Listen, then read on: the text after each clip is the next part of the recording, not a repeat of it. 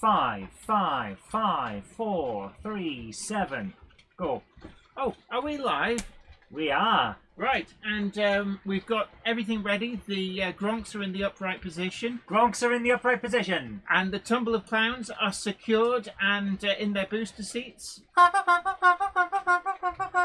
Okay, and you've opened the sunroof on the Sports Gronk for the straggler with the trombone to get his trombone loop out. And we've got Gandalf in the little halfling leaf pod trailer behind, being towed along, and we've cracked a window. Right, nobody's late because it's Wednesday. Welcome to the Wednesday Club. This is for the Hornby announcements. We do this every year. It is a little bit of a Monday Club tradition that we go on a grand tour to whenever the Hornby announcements are. So, Alex the Train Boy, great to see you. Adi Pullen, Ben Davis, Hillside Junction Railway, 3B Rail, Angus Trains. It's great to see you. Long time no see. Yes, absolutely. It's been a long time. I know that there's a bit of a time difference, so I don't know. Are we in the same day at the moment? Normally, if you come on the Monday Club, it's They're actually 12 very hours ahead. So yeah, it's night there. Yeah. So. Welcome to your evening. It's topsy-turvy world. So we've got Walls Knob. Hello from Western Appalachia. Good. Are you in morning, evening? Yeah, it's Wednesday here, everybody. Wednesday morning in for the us. Appalachians. Mac Navi, Mac Navi says packing orders. It's good to have some company. Boom. Well, we're going to be going through the Hornby announcements. In the Appalachians, am I correct in thinking they're about 7 or 8 hours behind us? So it's either 3 or 4 in the morning over there. My goodness. I don't. Does it get earlier or later when you go left? Earlier. Could well they're be. Behind us. Angus Trains, yes, long time OG listening since day one. Yeah. But do you have your collection of Monday Club badges? That's you're always there with the hard sell. The hard sell. Kumpenku Model Railway 1801. Greetings to everyone that is about to start family discussions on exactly why each model is a must-buy. Now, there is a bingo card on the Monday Club Facebook group. Did you put it there? I didn't. I thought you did. No, I had that on. I haven't put it there yet. Well, put it there then. Put it there. I'll greetings from Denmark, says Storm Bowman. Greetings to you. Pirate Scorcher, Scott Wood, Mark Waitman, JTG Werewolf, Martin Parkinson, Not So Salty Sea Dog. Great to see you. It's been a while. We got I don't speak Danish, but good. Hi, hvordan er det der? Peachy TT120, morning to you. It's the Double O community ready to be disappointed. Now, Peachy, that's a bit mean. Now, I've discovered a few shout out loud moments for me, and I think for a few other people. And there's one particular model in the release range, which there was a bit of a yes moment for me. So I think that was it when they stapled 3 Gronks together to create the Super Mega Gronk? No. Angus Train says Peachy, that was uncalled for. Alex the Train Boy says Peachy TT120, that's charming of you. I don't think everybody's going to be disappointed. There's always somebody going, oh, well, there's nothing in it for me. Mark my wallet, safe another year. And it's like, there's the door. Don't let it hit you on the way out, because I don't want your ass prints on my door. Any mega sheep, says Richard. Mega sheep. Mega sheep. Mega sheep. Hashtag not a thing. Stefan Svensson says greetings from Sweden. Hi. Great to see you. Just saying hi to everybody. No. Hi. Hi. In Norwegian, H-E-I, or in Swedish, H-E-J. All right. Hi. It's hello. It's where we get the word hi from. Yeah. John KS 6733 says hi from Oz. It's 9:33 p.m. Wednesday here, so we're on the same day. Usually when we do the Monday Club Live, any Aussies in are getting up early for work the following one. It's like, greetings from the future. Yes, hello from the past. Yeah, always may seem quaint to you. Woolsnob They says, already know what the announcements are over there. Woolsnob says about 100 miles south of Pittsburgh. Wow. Can I just say, right, now, this is an important thing for those people who honestly think that time travelling is involved between time zones. We are all in the same moment of time. It's just the time zones are there so that the sun doesn't come up in the middle of your night.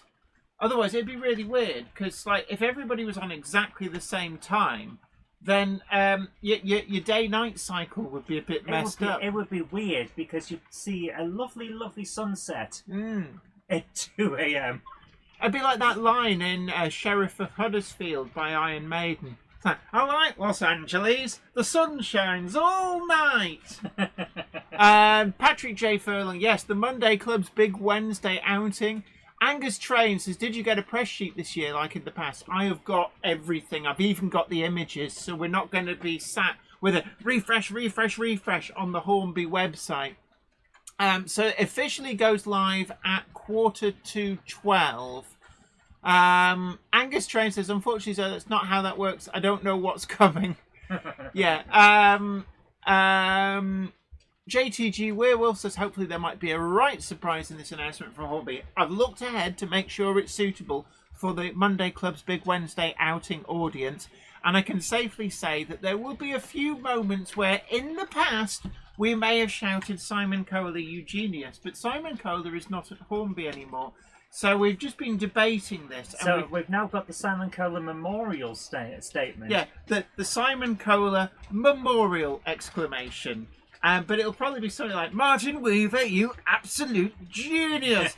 To which Carl Hart will go, excuse me, that one's mine. Oh, okay. Carl Hart, you absolute genius. And then somebody else will go, hi, this is Catherine Dunning. I think you'll find that was my suggestion. And I'd be like, okay. So why don't we just say, Hornby, yes! Yeah, Hornby! Yes! I say to you, yes! So, I don't know what we could have a debate about that. Kumpenkur Model Railway says, I just looked back at what I ordered from the 2025 announcement. This was the first year I received everything I pre-ordered within the year of announcement. Nice. Yeah. That's how it should be. Yeah, it should be. Now, I can't remember what I ordered. There's a few things I ordered from the 2025 announcements.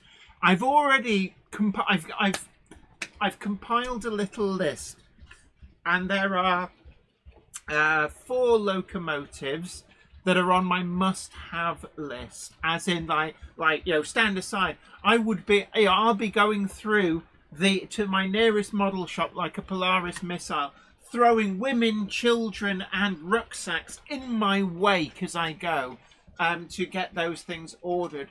There's also some items of rolling stock, some of which I think people will be incredibly impressed by. Get your stuff ordered. This is really important. This stuff is going to sell. There's some items on this list which, if previous years are to go by, the particular items and the liveries... Not letting anything slip. These are must-order items. So, come on! I think we can all let slip the bright pink neon one with the flashing light on top that says "Rivet Police." Yes, the Rivet Countervan. So I think some of you. I'm looking in the comments, and all I will say is that one person so far in the entirety of the comments might be onto something with something. Right, Harp Household says, trying to watch this at work, so don't tell anyone. What you need to do is bring up an Excel spreadsheet in a tab. And right, top tech tip for you. If it's a Windows machine, thumb on the Alt key, first finger on the Tab key, and you can Alt Tab and change the window like that. Alt Tab. You don't even need to go hunting for the mouse. Alt Tab. and you look around, you go, Excel spreadsheet, boring spread, pie charts, pretty, aren't they? Now, be gone, I'm busy working. And then as soon as they're gone, Alt-Tab, and you're back again. Just give me 1 second. What? Just as a joke, for those of you who are watching at work, give me a second. Save image. What are you putting up? Are you going to put that on the small screen? Yeah. Just give me 1 second. Okay, so hold on. If you give us enough warning, we can help you here. So, yes, Peachy Teachy. Right, so those of you watching at work. So for those of you watching at work, it's now become an Excel presentation on boring stuff. So yes, and this is how you move your columns from left to right. Okay, has the manager gone? Good. So normal service will resume. There we go. If you hear the manager coming, then just let us know, and we will zip straight over. And it's a boring Excel presentation. Death by PowerPoint. Have they gone? Good.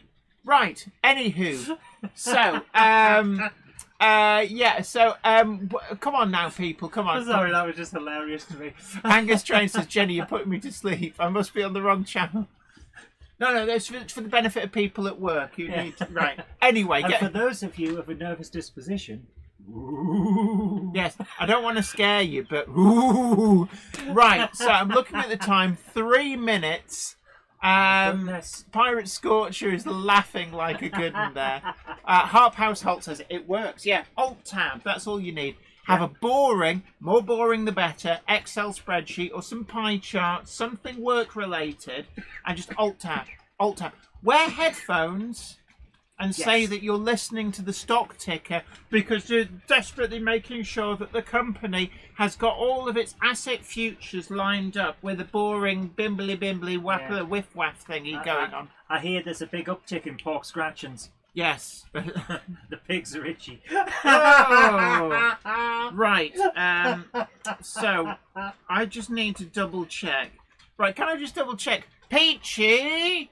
It is definitely 11:45. I do not want to be breaking... It is 11:45. No, the announcements. Yes, it is 11:45. I've got the Hornby channel on my phone. Have you? Yeah. Right, I'm actually going to go to the press release. Oh, wait a minute. No, it's embargoed until 12 p.m. is what I've got. I don't know where the 11:45 came from. Right. From this. What's this? The premiere starting in 60 seconds of the 11:45. Oh, there'll be 15 minutes of preamble. Okay. Well, right. You got sacked from the keyboard factory as you didn't put in enough shifts. Yeah. It says this product is embargoed until 12 p.m. on the 14th of January. Oh, so we got a little bit longer. So we've got a little bit longer. I'm just watching all the chat and seeing whether we can get the bingo. Yeah. So check the Facebook group, by the way, guys. Yeah. So we put up a bingo.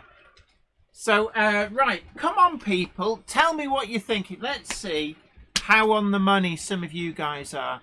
I need your predictions in the comment. What are you really looking forward to? Yeah, I've peaked a bit early. Yes, Valley's 56XX. I do know of the pressure. No pressure. Did they say who's 12 bingo. O'clock? Says Scott Wood. Yeah. Oh, that's a really good one actually. Here's your Hornby bingo. Yeah, so the Hornby video starts at 11:45. I'll tell you now, there'll be a bit of a wibbly-wambly preamble. Well, yeah, of course there will. But if you want the good stuff and the good commentary, then here. Yeah. Angus Trains wants something Era 1. Oh, yes. Yeah, you don't know what's in the list, do you? No. My prediction is Planet. That's what I'm predicting, because this is what I put out on JK2 as well. Planet, Era 1. It's the next inevitable step. And it's just money left on the table. Someone's got to do it. Yeah, Camille Philip Topley, 4437. Southeastern and Chatham Railway Z-Class and LNER Coronation coaches. Yeah, the LNER Coronation coaches last year Was it last? Yeah, it was last year. They sold out to pre-order, and it just showed how popular they were. Was it last year or the year before? I've got a feeling that was the year before. And what's wrong? I'm looking at the chat on the Hornby stream, and someone's asking for a Beatles train, an SRZ class. Yeah, the Z class. We talked. Yeah, VR Royal Green D16. That sounds yeah. D16. They do have the S56. Oh, they just start. Oh, Hornby are now starting, so we'll see how this goes. We are embargoed until 12. Yeah, B Mozer says Hornby Vid has started this kind of. There'll be a lot of preambling and stuff, but we're going to be going into the nitty gritty. You get good conversation, good lowdown on various things. What? I've just had a look at the chat. Yeah. Caledonian Railway 123 has said, "Can we have subtitles so I can watch this in class?" No. Now, we joked about alt-tabbing to spreadsheets at work. Yes. But when you're at school, you're there to learn. Yes. So it's your own time you're Yes. wasting. Are you logged in as me or you? Me. Well, log in as me and leave a comment. Say hello to them. Okay. Let's let them know that we're there. So, Planet would be a good one, Zoe, to follow on from Locomotion number 1. Actually, Patent T as well. Was Patent that T, the? I can see, yes. Was that the also Jenny Lind? Another early one. Northumbria, the 222. There's a lot of early locomotives. I think it's an untapped market. And I did actually see a suggestion online somewhere saying that Era 1 is too broad.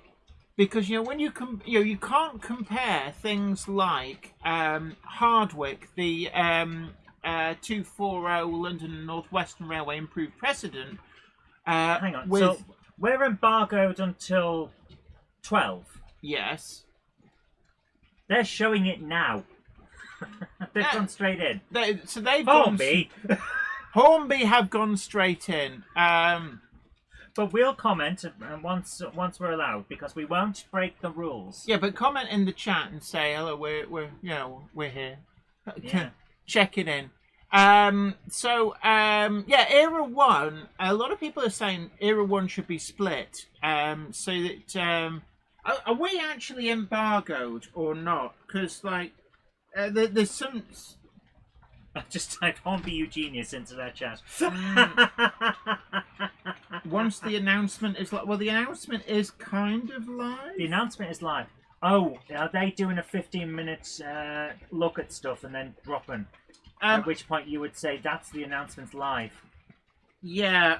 Okay, let's not break the rules, Jen. We are a friend to all. Yeah, we are a friend to Hornby. We don't want to get in Hornby's bad books. Not just a friend to Hornby, guys. A friend to the entire model railway community. Yes. That's what we try to do here. That's what we work hard for. Yeah. Railway Rob says, I do get fed up with buying faulty Hornby products, but here I am again excitedly for the announcements. Look, these are effectively handmade items. There's always going to be a few quality control fails. Anybody who's bought a brand new car will attest to the fact that actually brand new cars have issues. All cars have issues. I had to take back Dr. Hubert, which we call our Nissan Micra, to have suspension bushes replaced under warranty because they were dud. Yeah, mistakes happen. It's unfortunate, and we'd all love it if it didn't happen. Andy Friars Junction says everything is embargoed until midday. Everything. So my lunch. Yes, so My goodness. it's okay, 11 minutes, and then we will be doing the full lowdown and chit-chat about various things. 11 minutes, and then Jenny will tell you her thoughts. Yeah, Mark Waitman, Patent T, absolutely any R model says, I'm hoping all the manufacturers say they're not releasing anything new until 2027. I spent too much last year and need time to save up again. Well, there may be a few things that I will be out of pocket for. And I'm just looking at the Hornby video now. They haven't actually got to any of the ones that I really want. They're getting close. They're getting very, very close. There was some that when you looked at them were like, There was you will attest. I had a good look through. And one of them, Jen just went, "Yes!" I At the top of her voice. I shouted, "Simon Coley, you absolute genius!" And then before I realised he doesn't work there anymore. Right. Scalelectrics will be coming up at 2:00, and Airfix will be at 4:00, and the Cupboard Monkey of Madness, who is just streams. Over there. Hi. There we are. She is a real person. I am. I'm not made of felt and animatronics. Yeah. Krista Duke says new cars are not worth the money. Ford are the worst. Yes. Yeah. Ford is actually not a name. It's an anagram found on Road Dead. Yeah. There was one for GMC as well, but I can't remember what it was. Harp Household, yes, that is the one. Everybody now knows. I'm so glad. I was this close to commissioning, renumbering and renaming of a different model. Don't say it. Don't say it. But it's all right. Hornby have. Nope, don't say it. It's embargoed until Monday. I've already got one on order. Seriously, I went to a retailer who's already got the listings in the background waiting for 12 and went, this one, yes. Ham Shackleton says, don't buy a brand new electric car. By the time you've driven off the forecourt, it's devalued by 50%. To be fair, most cars are like that. Yeah, but with an electric car, your battery's range has got degraded by 50% as well.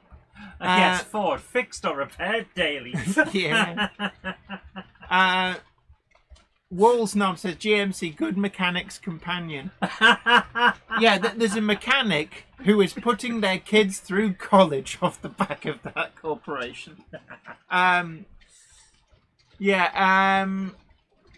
Livestream Nick says Hornby are great for the model. Always gives you something to fix or repair. So Ben Davies has some hopes. Hopes and dreams. Tell us more. 00 Sals. Okay. Hoping 00. I think that's a typo. But number 1, Drummond T14 and LSWR green or P green. 2, Conflat P. BR diagram 163, class J15, 564, but in Great Eastern Railway grey. Excuse me. And if you Z class definitely as well. Yeah, the Z class has come up in the comments section a few times on the home. Yeah, Ila Star 95970 says GMC general massive crap. Dave Murphy is an 009 modeler and I'm hoping Hornby get themselves involved. I'm going to break the embargo on this one. No, they're not. I'm sorry, but Hornby are very much focused on 00 and TT120. They're not going to go into 009 because that's an extra line. Do you want to get our pictures ready up there? Get rid of the Excel spreadsheet. Yeah, get rid of it. I'm going to say this from a business point of view. They're not going to, at the moment, Hornby are righting the ship. They're getting their finances in order. They're making sure that they are here for the future. They're not going to, at this point in time, start a third line of scale. Yeah.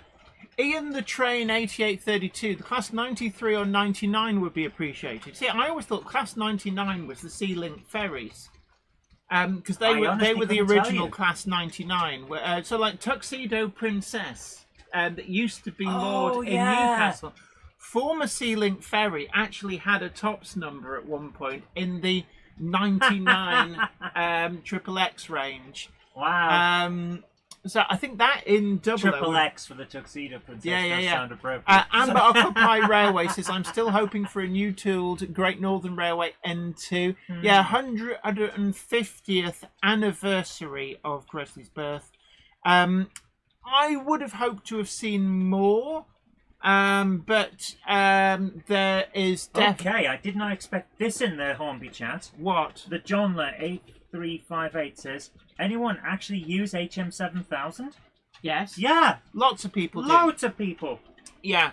HM7000 is great. Currently on this layout, what locomotives are trundling around or even doing the shuttle? There's a Class 08, 08402. Is using HM7000. Also, the Class 02 Shunter from Hellion when it finishes crashing has also... Let me just... Yeah, and everyone's jumping in now saying, yeah, I use HM7000. Yeah. So I'm Spartacus and so is my wife. The HST is also HM7000. My Class 13, HM7000. My Class 10 is HM7000. What else have I got? Class 11, HM7000. You know what I would love to see? Now I'm thinking about it. J52, HM7000. Also in my H2 Atlantic. What else have I got? A4, that's HM7000.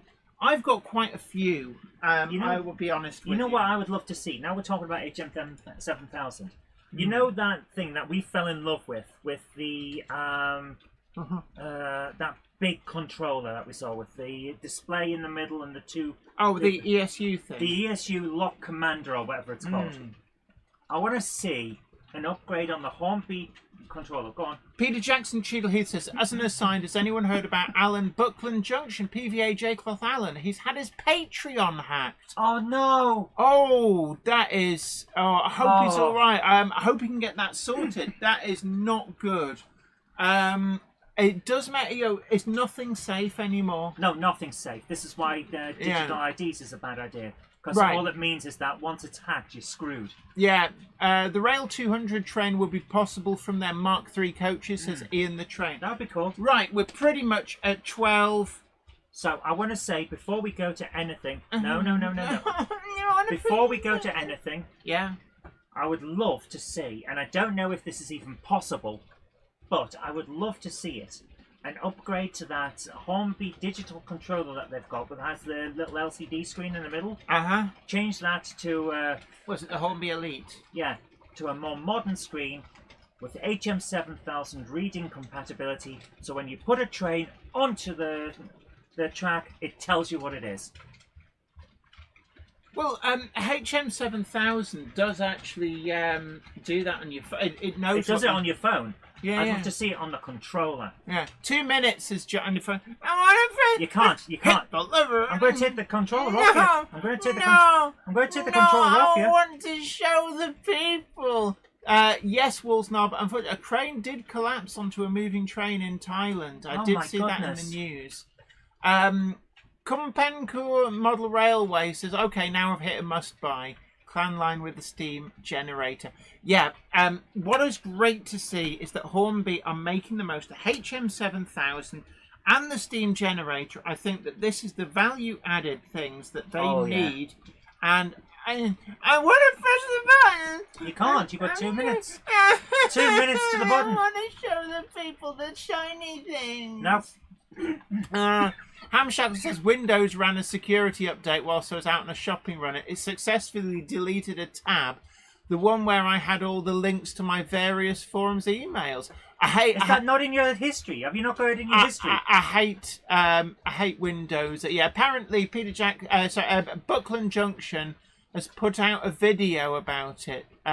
Good. Right, we'll check that out. Yeah, Angus Trains, that's exactly what Hornby are trying to do. They want the web traffic. Of course they do. I can't blame them. They've got 1.1 thousand people watching at the moment. Right, so we are...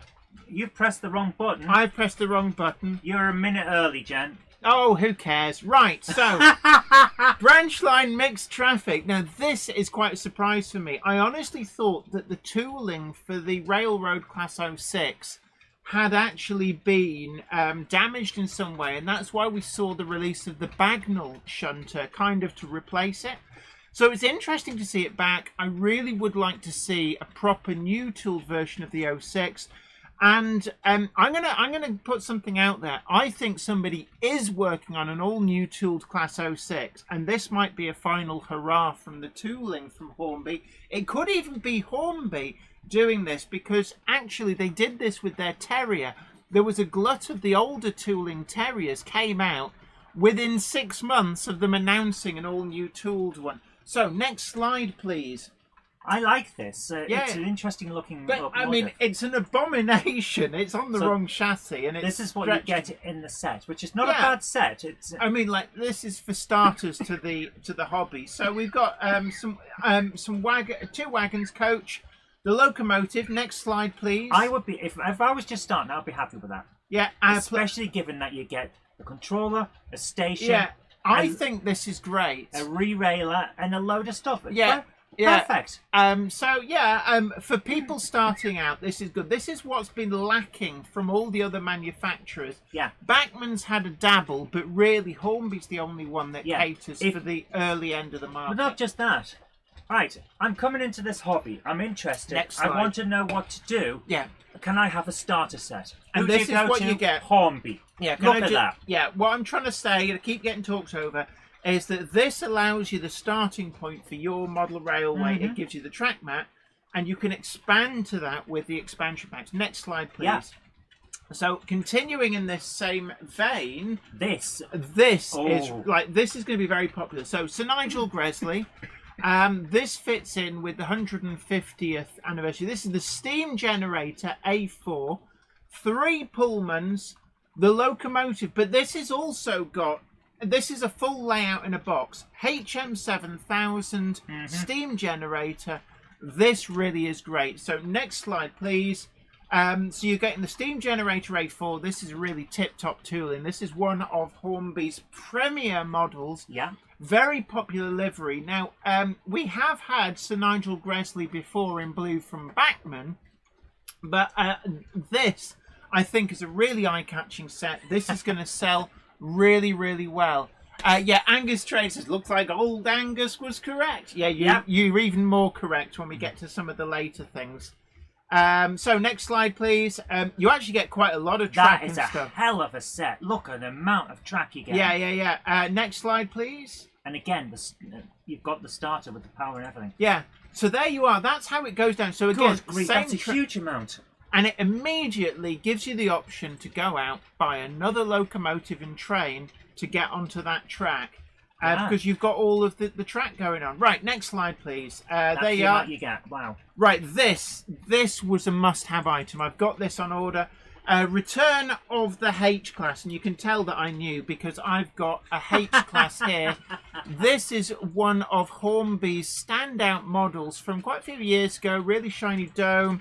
They had a few versions and then they kind of disappeared and almost got forgotten about. Great little model. But the Southeastern and Chatham Railway livery one, if you scroll along it, enough I'm just admiring that.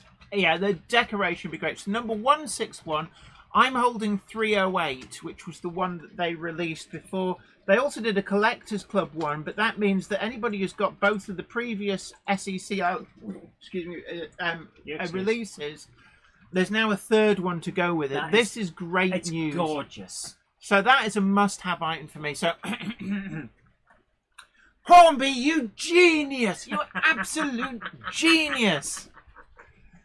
Stevie Phil says, good morning, Monday Clubbers. It's morning here in New Jersey. About to drive to work, so just listening. You'll have to restart the releases as I'm late. You've only just missed a couple. Yeah, don't worry. Gandalf is out in the smoker's hut. Right. Oh, no, Gandalf. Hey, Monday Clubber, even on a Wednesday, is never late to the wagons. Nor are they hurried. They arrive precisely when they mean to. Thanks, Gandalf. So this is a National Railway Museum preserved version of the Deltic. I pressed it because you really, really weren't listening when I said next slide. Still to see the ones that were announced last year, or was it even the year before, I think. But this does look good. It really does look good. It's the heavy die-cast tooling, so that's going to run like a champ. It's going to break couplings before it runs out of traction. So, next slide, please. This is a welcome return. So this is Pendennis Castle, 4079. We haven't had a release from the tooling of the Castle class for a few years now, so I'm really pleased that this is turning back up. I wouldn't be surprised if their last Castle class was that re-release of the Harry Potter thing.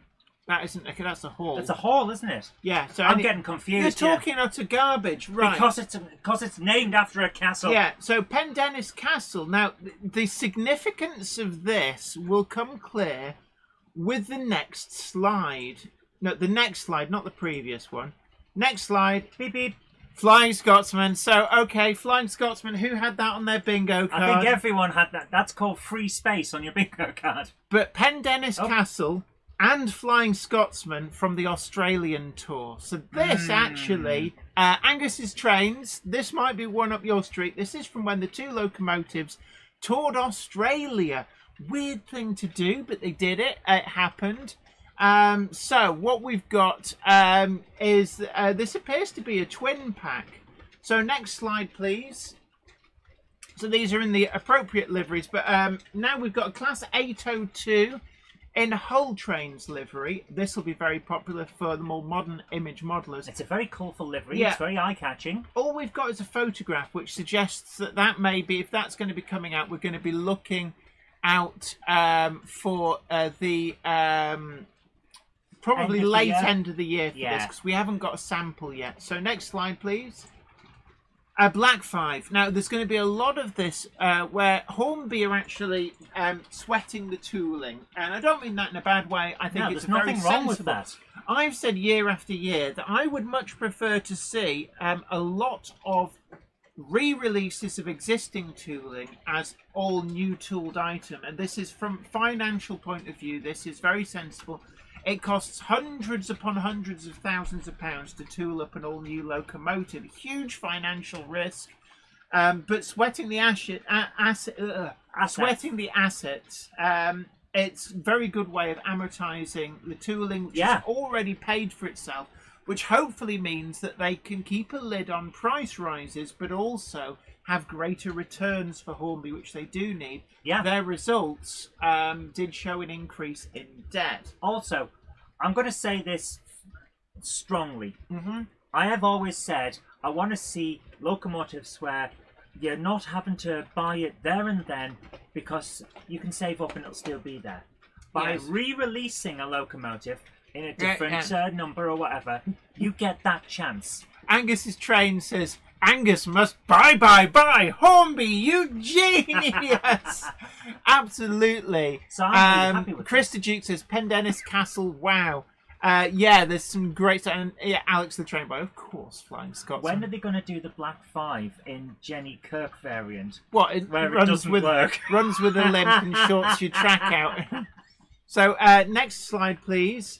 What's going on? There we go. Right. The Class 56, this is a model that gets overlooked. I quite like the Hornby Class 56. It was retooled in the early 2000s.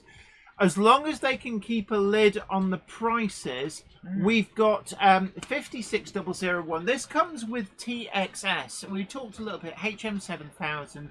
They're really making full use of this. It is a great system, absolutely great system. Love it. Budget sound, but so flexible. I think it's actually better in many respects than some of the premium sound decoders that cost twice as much. Yeah. So we're getting the Class 56, Rail Blue 56001. This is on a nice to have list for me. That is one that I would pick up at the right price. It is a decent model. I do have a HM7000 fitted Class 56 from the last time that they released 56s, but I think that's a good solid release. It's all down to price. Jerry BVR says, anyone else thinking it was a mistake to watch this stream? My wallet is whimpering in the corner already. Bingo! Right, next slide, please. Prices is the big thing on these. Yeah. We're also getting a Transrail one, 56047. Again, this comes with TXS. So I'm actually I do actually have price lists. These may have been updated. So a little caveat on that. I believe that there's been some corrections. But I'm going to just look up on prices here. Oh, you know it's serious. Jen's taking her glasses off. Yeah, my batteries have gone weird in my eyes. So, Class 56. Interesting. Right, so, We've got an interesting question here from Peter Jackson, Cheadle Heath. Are these models railroad or railway standard? I'm just looking, actually. They're not in the railroad list. I can't find the class. There we are. We're looking at a price tag of just an RRP. I think that's $294.99. So that's honestly, not railroad. That's not railroad. It does have the premium edition of the TXS, but that is very expensive. And the issue is they're up against things like the Cavalex 56. Yeah. I think that's going to be a difficult sell. Now, next slide, please.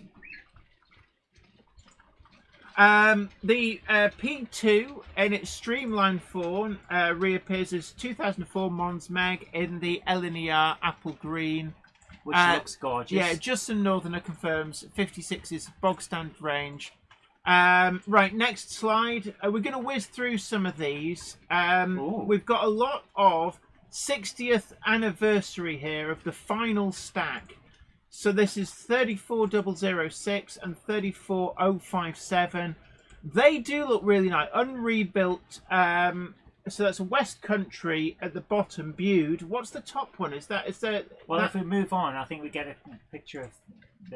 There we are. Can we zoom in on? So that's Biggin Hill. So we're getting Bude and Biggin Hill. These are great models, actually. And this looks like an actual photo of the thing. Yeah, this will be the livery sample, I'm guessing. And it looks it does look really nice. The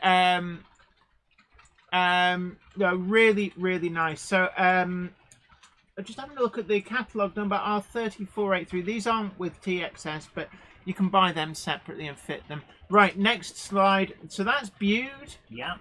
Next slide. So we've got another Black 5.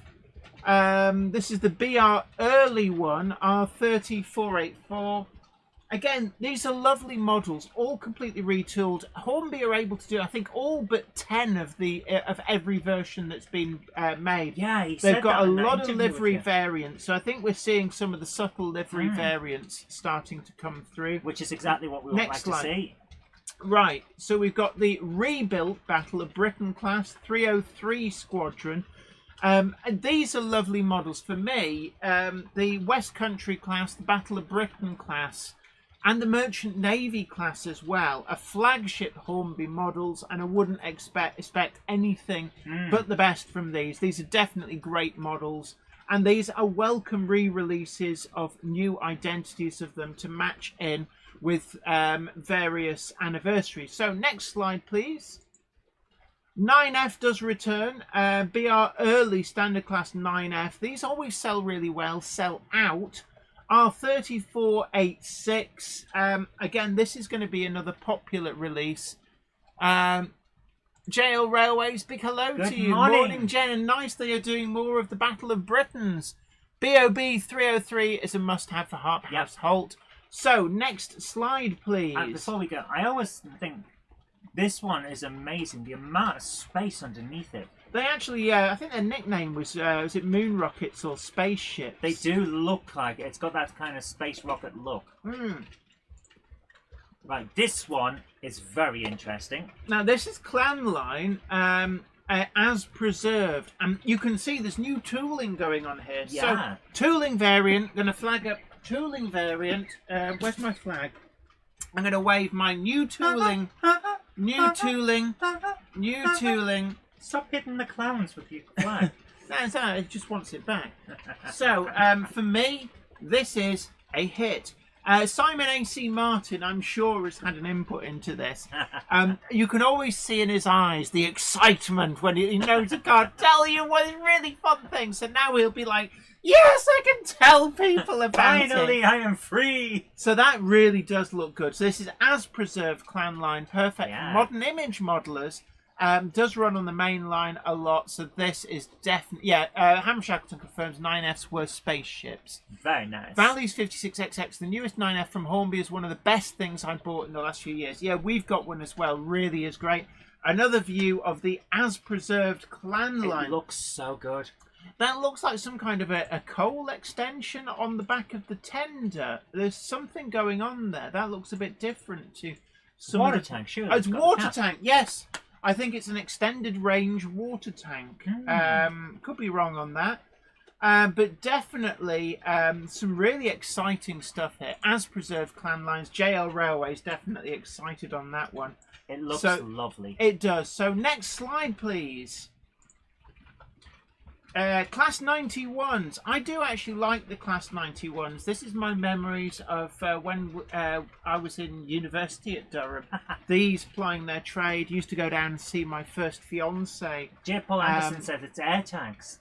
Air tanks. Oh, okay. I stand corrected.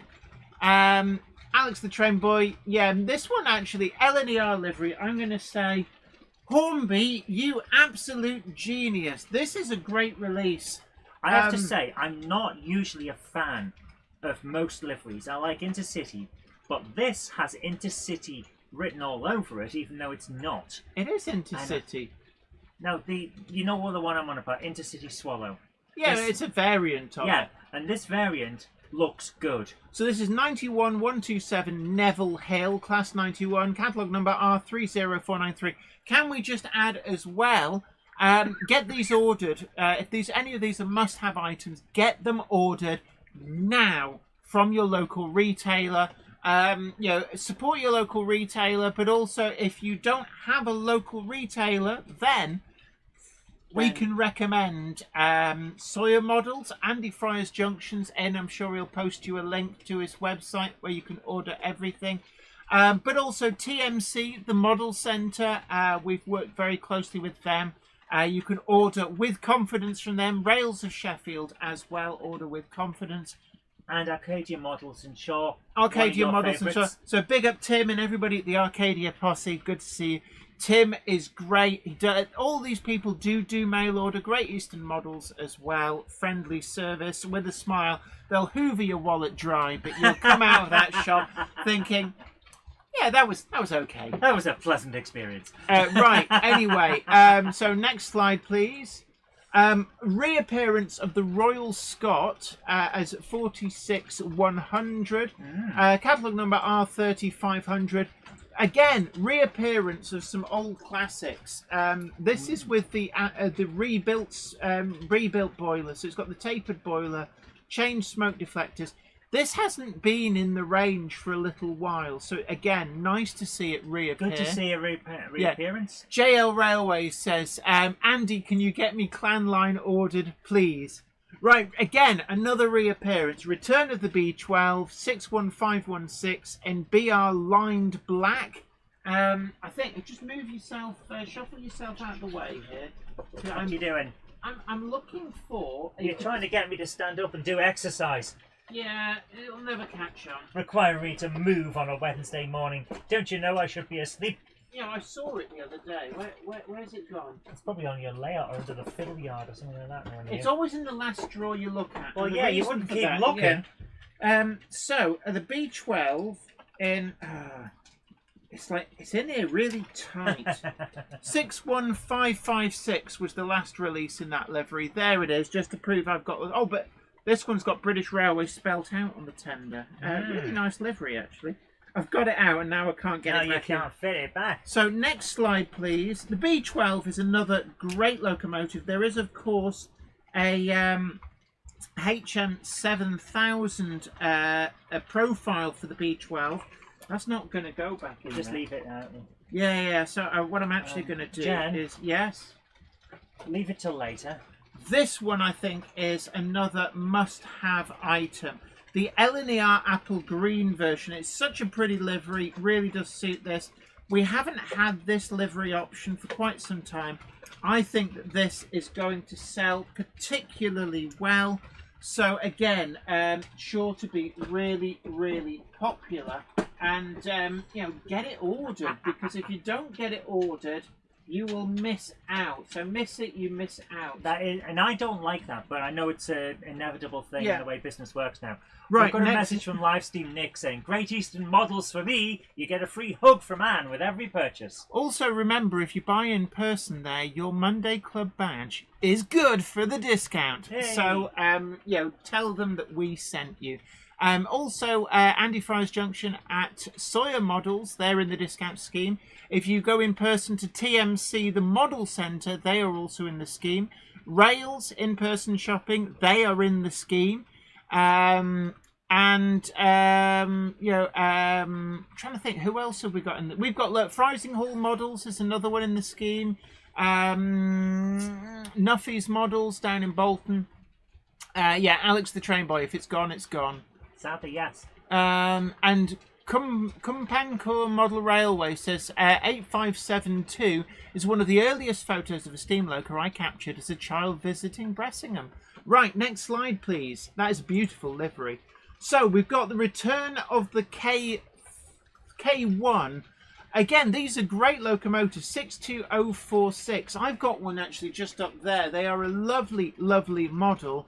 Hornby did a great job on these. Again, another unsung hero of the range. I know a lot of people go, oh, we want to see the K4, but that would be new tooling. AGR, yes, Peter Jackson, Cheadle Heath, AGR Model Railways in Leighton Buzzard, also in the scheme for in-person shopping. Does anyone ever say they want to see the KP, or is that a bit crispy? Red flag you. I'm going to red flag you. So I'm giving the Cupboard Monkey a red flag for that one. I've been sent off. I can't play the next game. Next slide, please. Again, LNER green. This Doncaster green really does look great in that. I can't remember whether they actually issued it in this livery before, but the definitely that looks pretty. Right, next slide, please. We're not. It's good to see a lot of catering for LNER modelers. Right. The HST, I've got my first Great Western one going around. I've really grown on that, the fag packet livery. Really do like it. I've got that going around. So we've got the East Midlands Railways power car unit here. This is a twin pack with Intercity. So you've got 43274 and 43102. And this is the East Midlands Railway Class 43 HST train pack. So next slide, please. So this... Gaspard, are you still in time for the bingo? You can play the bingo whenever. This was actually... I would like a full one in this livery. Unfortunately, this is half and half. Hornby, if you're watching, I know they're quite busy at Hornby, but they might watch it on the catcher. Why has that gone all the way up there? Because it touches itself. Because it came off the line, that's why. So yes, Intercity with the Swallow. Lovely. Absolutely lovely. And it's just a gorgeous looking machine as well. So we move in. Loads of details. The Journey Shrinker, yes. Right. This is the one that's at the... I think is that the preserved one? It's the preserved one at Chiltern. I was looking at this one with my dad. It is lovely. Lovely. So, the K1 incidentally is as preserved. Peachy TT120 says, looking forward to seeing these trickle down to TT. Oh, that would be nice, yes. Yeah, Ham Shackleton says, KP, you must be nuts. Right, next slide, please. Oh, there's the pair of them together. A twin pack? I think that's going to prove quite popular. Personally, for me, I'd like a full one in that Intercity livery. That's how I remember them back. Blue-grey and then that Intercity livery. That's how I remember them. I used to travel down on those to HMS Raleigh in the early 80s, says Griffey. So that would have been in the blue-grey livery.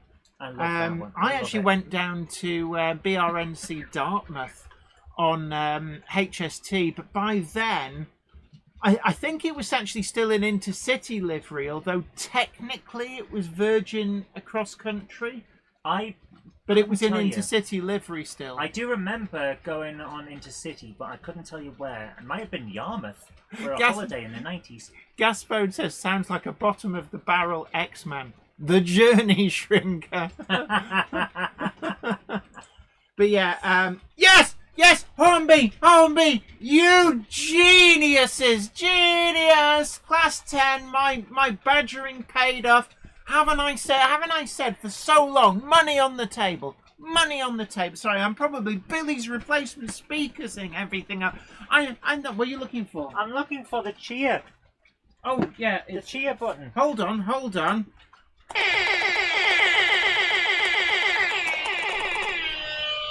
Oh, yes. Class 10, finally, tops numbered blue. Yeah, Acura scale. This is the livery you were supposed to do, but oh no, had to do the boring ones. Looking at you, New Junction. Actually, no, New Junction wouldn't have had any involvement in that. Right, Class 10. The only one that I'm aware of to actually carry a tops number, albeit in preservation. I sent so many photographs to Hornby of this saying, look, come on, you've got the tooling, just put it out. Go on, put it out there. I would love to think that they would do an HM 7000 profile for the Class 10. So, Carl Hart, Martin Weaver, if you're watching, Class 10 sound profile for HM 7000. Boom! Well, thanking you. Now that it's in their range, they've got an incentive. Absolutely. Also, can I just say, bummer, I'm going to have to renumber my 10119. What I'm going to do is I'm going to take the 9 off and make it 118. So this Andy Friars Junction, this one. I did cryptically send you the message, but there you are. R30506, BR Class 10, Margaret Ethel, Thomas Alfred Naylor. So it had a big nameplate on it. This is definitely like oh yes, Hornby genius moment. But next slide, Andy, take note. You need it. Yeah, I need it. Yes. Yes! Oh, Hornby, you genius! This is the one I want! This is... Backman did this for Model Zone as a special so long ago, and I keep missing out because naughty people keep buying it before... Oh, could you go and give the 24 a push? Yeah. Here we go. There you go. So let's give that some more beans. Give it a bit of but yes! Liverpool Street Pilot. From what I remember, it's got the 08 number on the other side. I keep calm and gronk it up. Where are you? Oh yes. Andy Friars Junction. This one as well. Need. Yeah, Not So Salty Sea Dog says, this is the one I want. I got the Backman one on eBay. Yeah, definitely. I've been looking at it longingly. I've got the Cupboard Monkey bought me a book on Gronks, and there's a photo of this, and I just licked that page so much it's faded. Jen. Yes? I bought me a book on No, Gronks, you didn't. And then you nicked it off me. Gaspode says Kool-Aid will be supplied as necessary. I actually, it was a Getz. And it was on a live stream. I brought it over and said, I've just bought the Good Girl's Guide to Gronking. Yeah. And then you nicked it. Mark Waitman 3805, watching the live stream. All very worthy, unless I'm missing something. There's nothing new tooled. Clanline in preserved form has some tooling changes. Yeah, I think there's... it's basically what we're looking at here is a consolidation catch-up year. Yeah. Hornby are very acutely aware of the fact that they're servicing quite a big debt. They're still trying to get themselves onto a financial even keel. So I think this is sensible from Hornby, and it's milking existing tooling very well, doing liveries that should have come out a long time ago. Right. Yeah. Next slide. So the return of the Large Prairie, the 6100 class. This is actually a really good model. They completely retooled it from the ground up. We did a full review on this. This owes nothing to the old ex-Airfix tooling. This is a really great model. And with that early British Railways livery, you don't often see that. That actually matches what Model Rail have got an offer on at the moment on a Class 11. But with, I think it's a Class 11, yeah, Class 11, but with British Railways written with the GW Great Western font like that on its side. So they'd make a great pairing, actually. But that is an unusual livery version, one that I'm not aware of them having done before. So actually, that is really quite a nice release. Now, FYI, you can get HM7000 into one of those. I have done it, but you need to file down ever so slightly the smallest speaker enclosure to get it all to fit between the frames. Speliok says, I suspect Hornby will release some new toolings later in the year. J. Paul Anderson says, don't know why Jenny is so excited. This is all old stuff from Hornby, very disappointing. But it's liveries that I've needed for so long. A Class 10! Class 10! A Class 10 and tops blue! Tops!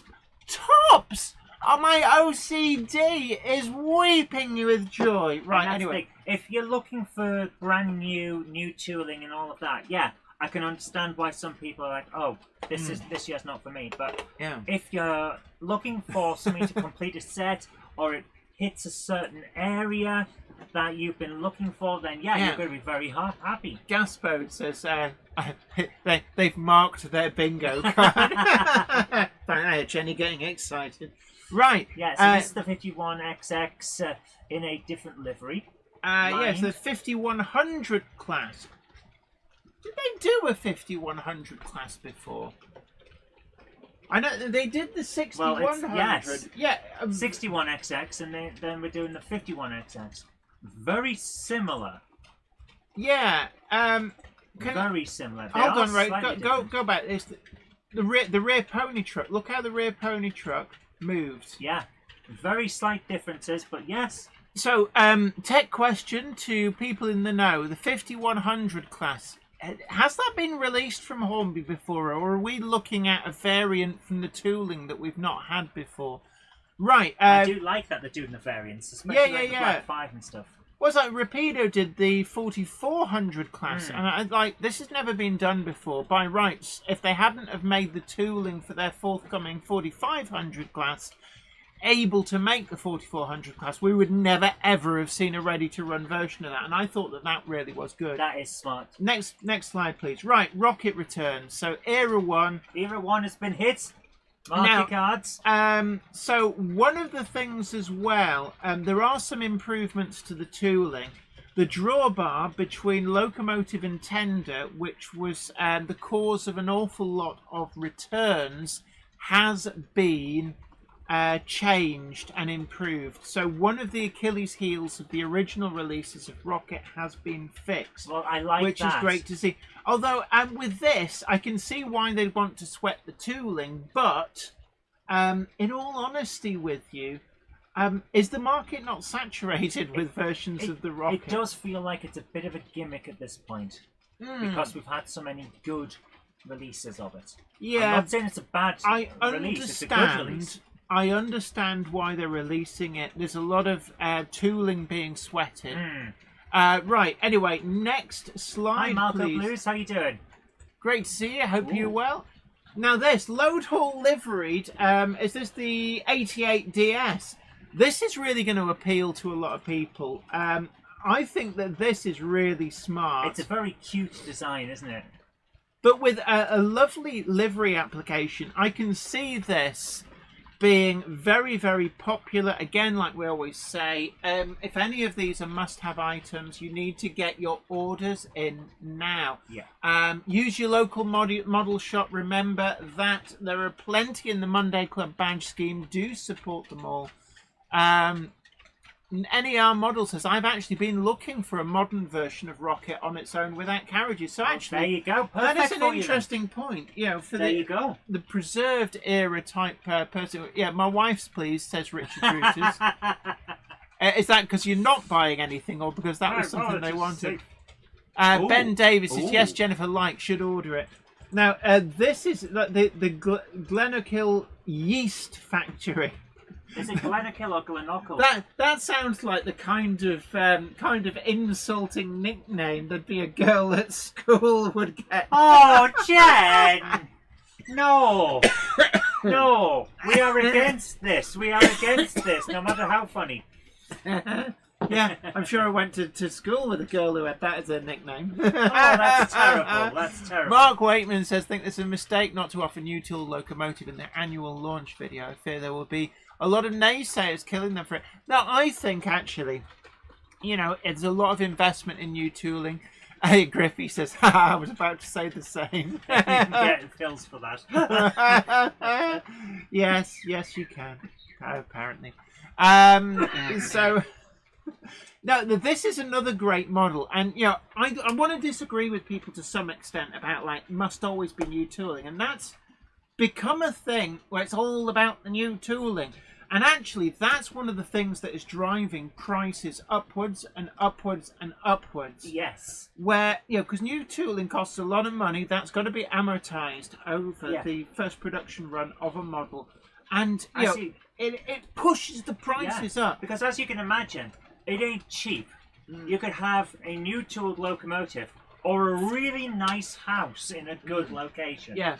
And absolutely, Gaspode. New tooling is expensive, very expensive. Yeah. So I think that's amazing. And that looks a little bit like your mouse crashed. Oh no, there we go. It's similar to the Roundtree livery. So was that actually the the default livery that if you bought one of these from Ruston and Hornsby and didn't specify a fancy livery, that's how they came, and you just put your nameplates on it. Does look really nice. Yeah. Right. So we've got the Class 803. So we saw that they announced the whole trains version. This is the IET train pack, R3516 Lumo.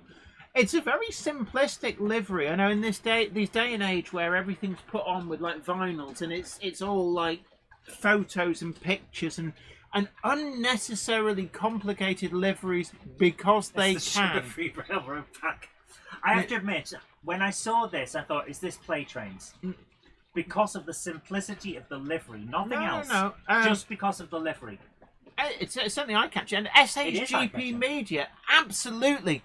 I'm actually pleasantly surprised at how much stuff is in this one, which I will seriously consider getting. Yeah. Well, I've got 1, 2, 3, 4...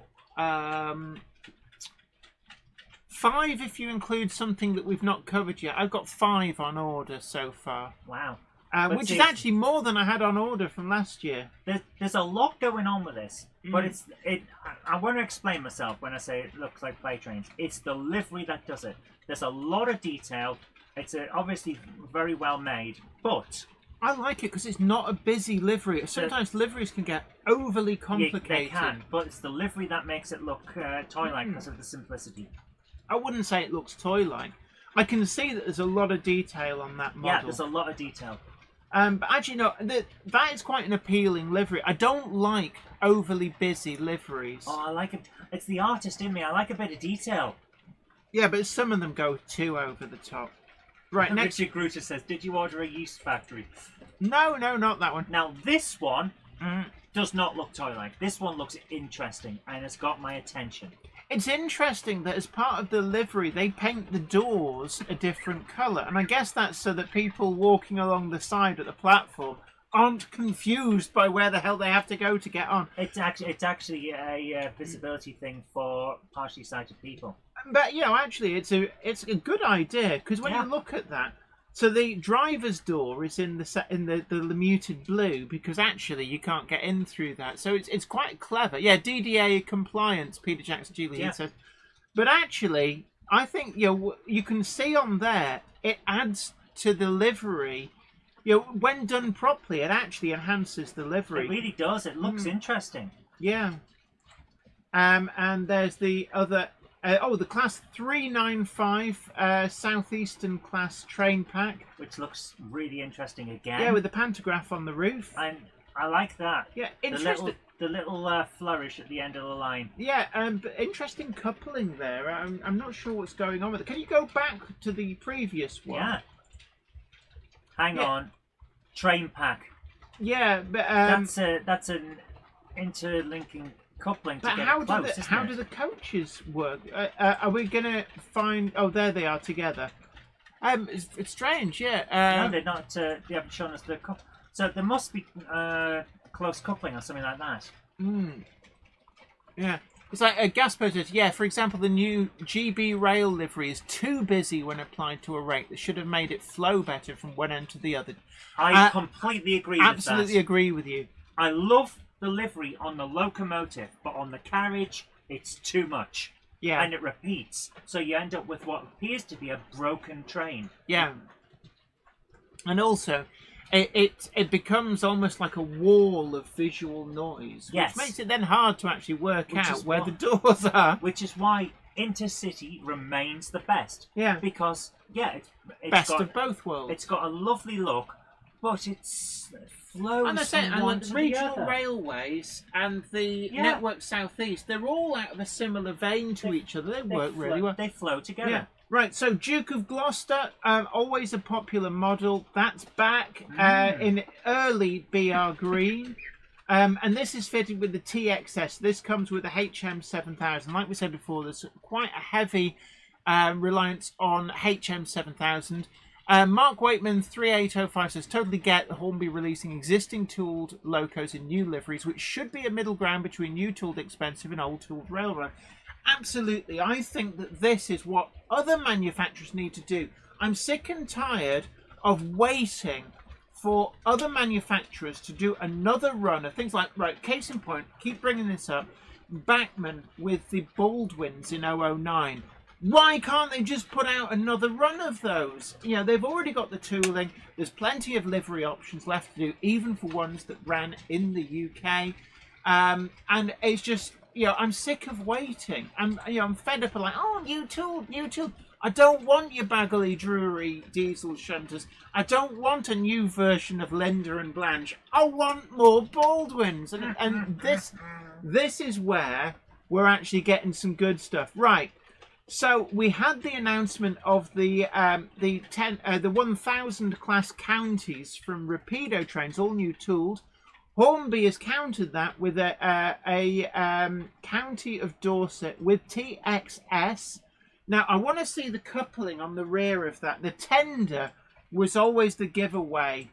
Yeah, because it's got those sort of like thick walled tyres, which is a legacy of the old tender drive on the tender. Now, I'm just going back to my price list. This is in the railroad range, I believe. Or is it? Just looking down. Why can I not find it in my list? Because you're not looking hard enough? I cannot find it in my list. 30521. 30521. They're not in order. Oh, lovely. 30520. 30521. Railroad, BR County Class Dorset. Let's have a look on the price point. Actually, £144.99. For that? Yeah. That's good. That's not bad. Nice amount of detail. Can I just say, that's with a HM 7000 sound decoder in. Once you've got your 10-15% discount on that, that's worth it. That's a good deal. Because when you think what you pay for a HM 7000 decoder, you're getting a locomotive for peanuts. Yeah, and look at it. It looks nice. It doesn't look too bad. I'm actually quite interested in that. That's one that I'm going to talk to Hornby about getting one to do a review video on. Because I think that could be quite a nice release. The printing on it looks superb. Yeah. Nice, quiet, good seller. Yeah. And this is something we saw with the Railroad Plus Class 31. That a really impressive livery application transforms some of the railroad models. Right. Anyway, next slide, please. So I'm going to be looking at that one with interest. Now this, modelled on the Huntley and Palmer's livery, I've got the W4 here. This is actually really, really impressive. It's the old railroad Ginty, but I love the livery. I'm going to pass you the controls for a second, Jen, because I think we've been talking long enough that you need a drink. Yes. Yeah. Just some Northerner 356 is a Railroad 71,219 without sound, 274 with sound, and that's the HM7000. There seems to be a weird distinction. Some of the railroad tooling that was made for the railroad range, a bit like the P2 as well. I'm not really quite sure what the distinction is. But that is a lovely livery, modelled on the Huntley and Palmers. That actually does look really nice. I can see that proving very popular for the younger generation. We've also got Class 91, Robert Louis Stevenson. This comes with TXS fitted.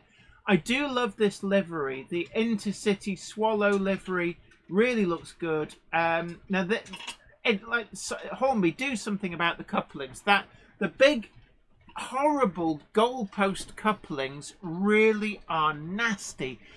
We saw with the Class 37 in the Railroad Plus range and the Class 31 in the Railroad Plus range, upgrading the toolings of the couplings goes a long way to really upsell it. I would love it if they could put those gold plus things onto NEM pockets.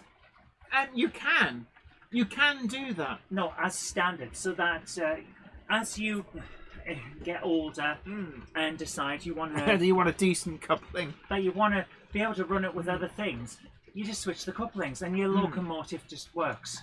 So we've also got Railroad Class 90, again coming with TXS. I think some of these are unannounced profiles as well, which is really interesting to see. So Class 90 profile on HM7000. Now there's the thing. I like it. EWS livery, that does look really good. It's the chunky tyres on the wheels and those goalpost couplings that put me off though. Hornby, please, please, please deal with those couplings. They're awful.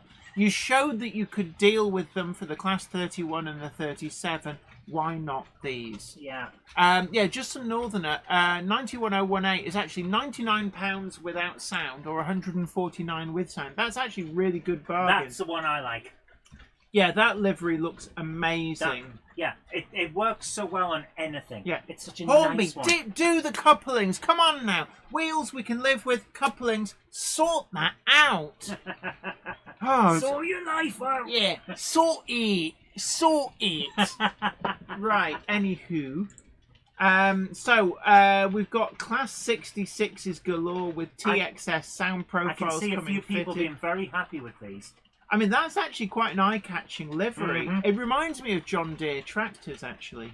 Yes, I can see that. Quite an industrial yellow and the look. Well, no, the yellow and green is like John Deere's house colours. Yeah, it's like an industrial agricultural sound. Yeah, Freightliner 60. That's actually quite a nice livery. Yeah. The Railroad 66. We got a hint of these because I think it was Rails announced that they were doing a special. In the run-up to Christmas, a Class 66s, which made people think that there was another run on the horizon. Well, here we are. Yes, we certainly need more 66s. So, next slide, please. Again, some more 66s. EWS livery. Next slide. Not as big a fan of that livery, but I can see a few people will want it. Colas Rail. This one is the nice. yellow and blue. That's actually, it looks like a DRS livery, but with Colas Rail branding. It's a fun, eye-catching livery. I like it. Yes. Ian the Train 8832. Absolutely. Hornby, standardise your couplings to NEM, please. Yes. Alex the Train Boy says, get in there. Yeah. Get it. Told you people would want it.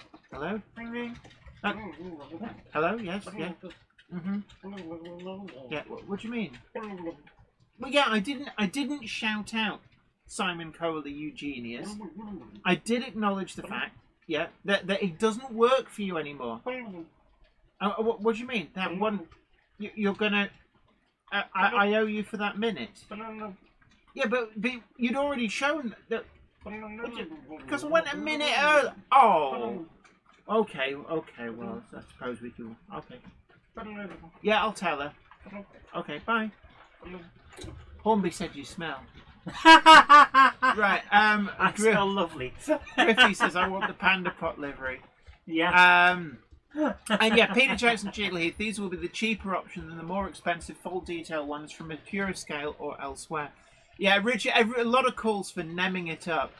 Some big prices from Hornby. I think they either need to drop prices or slightly de-feature their trains. I should be interested in what model makers get from Airfix later on this afternoon. I think one of the things really, the 08 and the 56, and actually their 31 as well, they need to get rid of the opening cab doors. Yes. Things like that. Why? Just have the get rid of the spring mechanism. That obviously somebody's got to fit all that in and whatnot. Yeah. Just take the cab door, glue it in, job done. Now there is some new tooling to come, so let's go. Here we go. All new Railroad Class 60.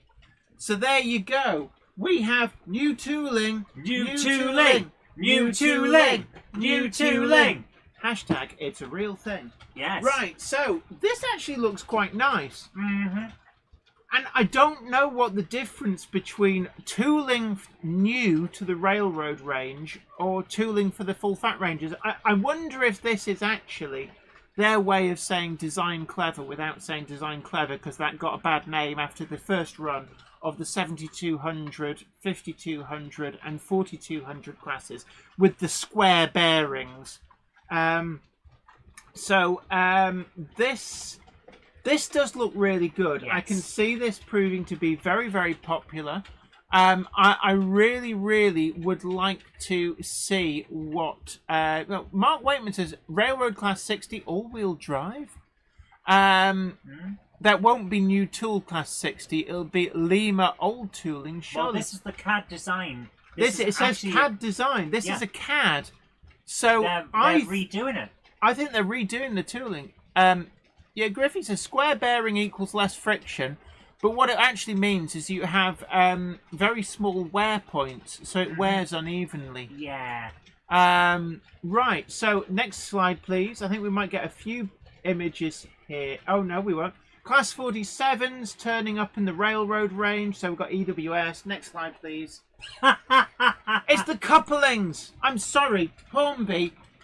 Get the couplings sorted. Now, little caveat here. These are pre-production images. They may not come with the crap couplings. Right. So next slide, please. See, I'm very eye-catching. Right, I'm beginning to wonder because that's shown with the ugly old goalpost couplings, but the 37 appeared with slimline tension locks in NEM pockets. So don't take what the picture looks like as gospel. These are renders. Class 47 has NEM, so actually I think we probably are going to see NEM pockets in all of these. I'd love to see it. But Hornby, get your pre-production images sorted, because people are placing orders based on these, and if you put the wrong image in, it makes people think, hold on, that looks a bit... No, that's a fair point. Yeah. That is a fair point. Yeah, make your images a bit more accurate. Can I ask one thing? Why does this look like Iron Brew? All I'm seeing when I look at this train is, I'm thirsty. Yeah. Well, have some... Ooh. I do like that, the Steel Master livery. It's like a kind of a muted sky type blue, but it's like a grey blue, like a light slate grey blue. It is a very eye-catching livery. I do like it. We've seen full fat releases of these from other manufacturers. This, I think, is going to be really popular. Again, available with TXS as from out of the box. Next slide, please. Right. The Railroad 08, I'm sorry, it's on a Ginty chassis and it really does show. Somewhere in their tooling suite, they should have the old ex-Lima Class 08. Why not put that into the railroad range instead of this monstrosity? This is a monstrosity. Now, I know that, like, for the younger person, this will be a nice budget 08. But it rankles, and 08 is outside framed, not inside framed. Next slide, please. But 08 256, we could do with that, with a decent model. Right, Mallard, of course, 150th anniversary of the birth of Sir Nigel Gresley. So we've got Sir Nigel Gresley in that train pack that we highlighted at the start of the running through the models. We've got the pre-war streamlined version of Mallard, always a popular model. Great to see it come back in the garter blue. Next slide, please. Right. Hold on.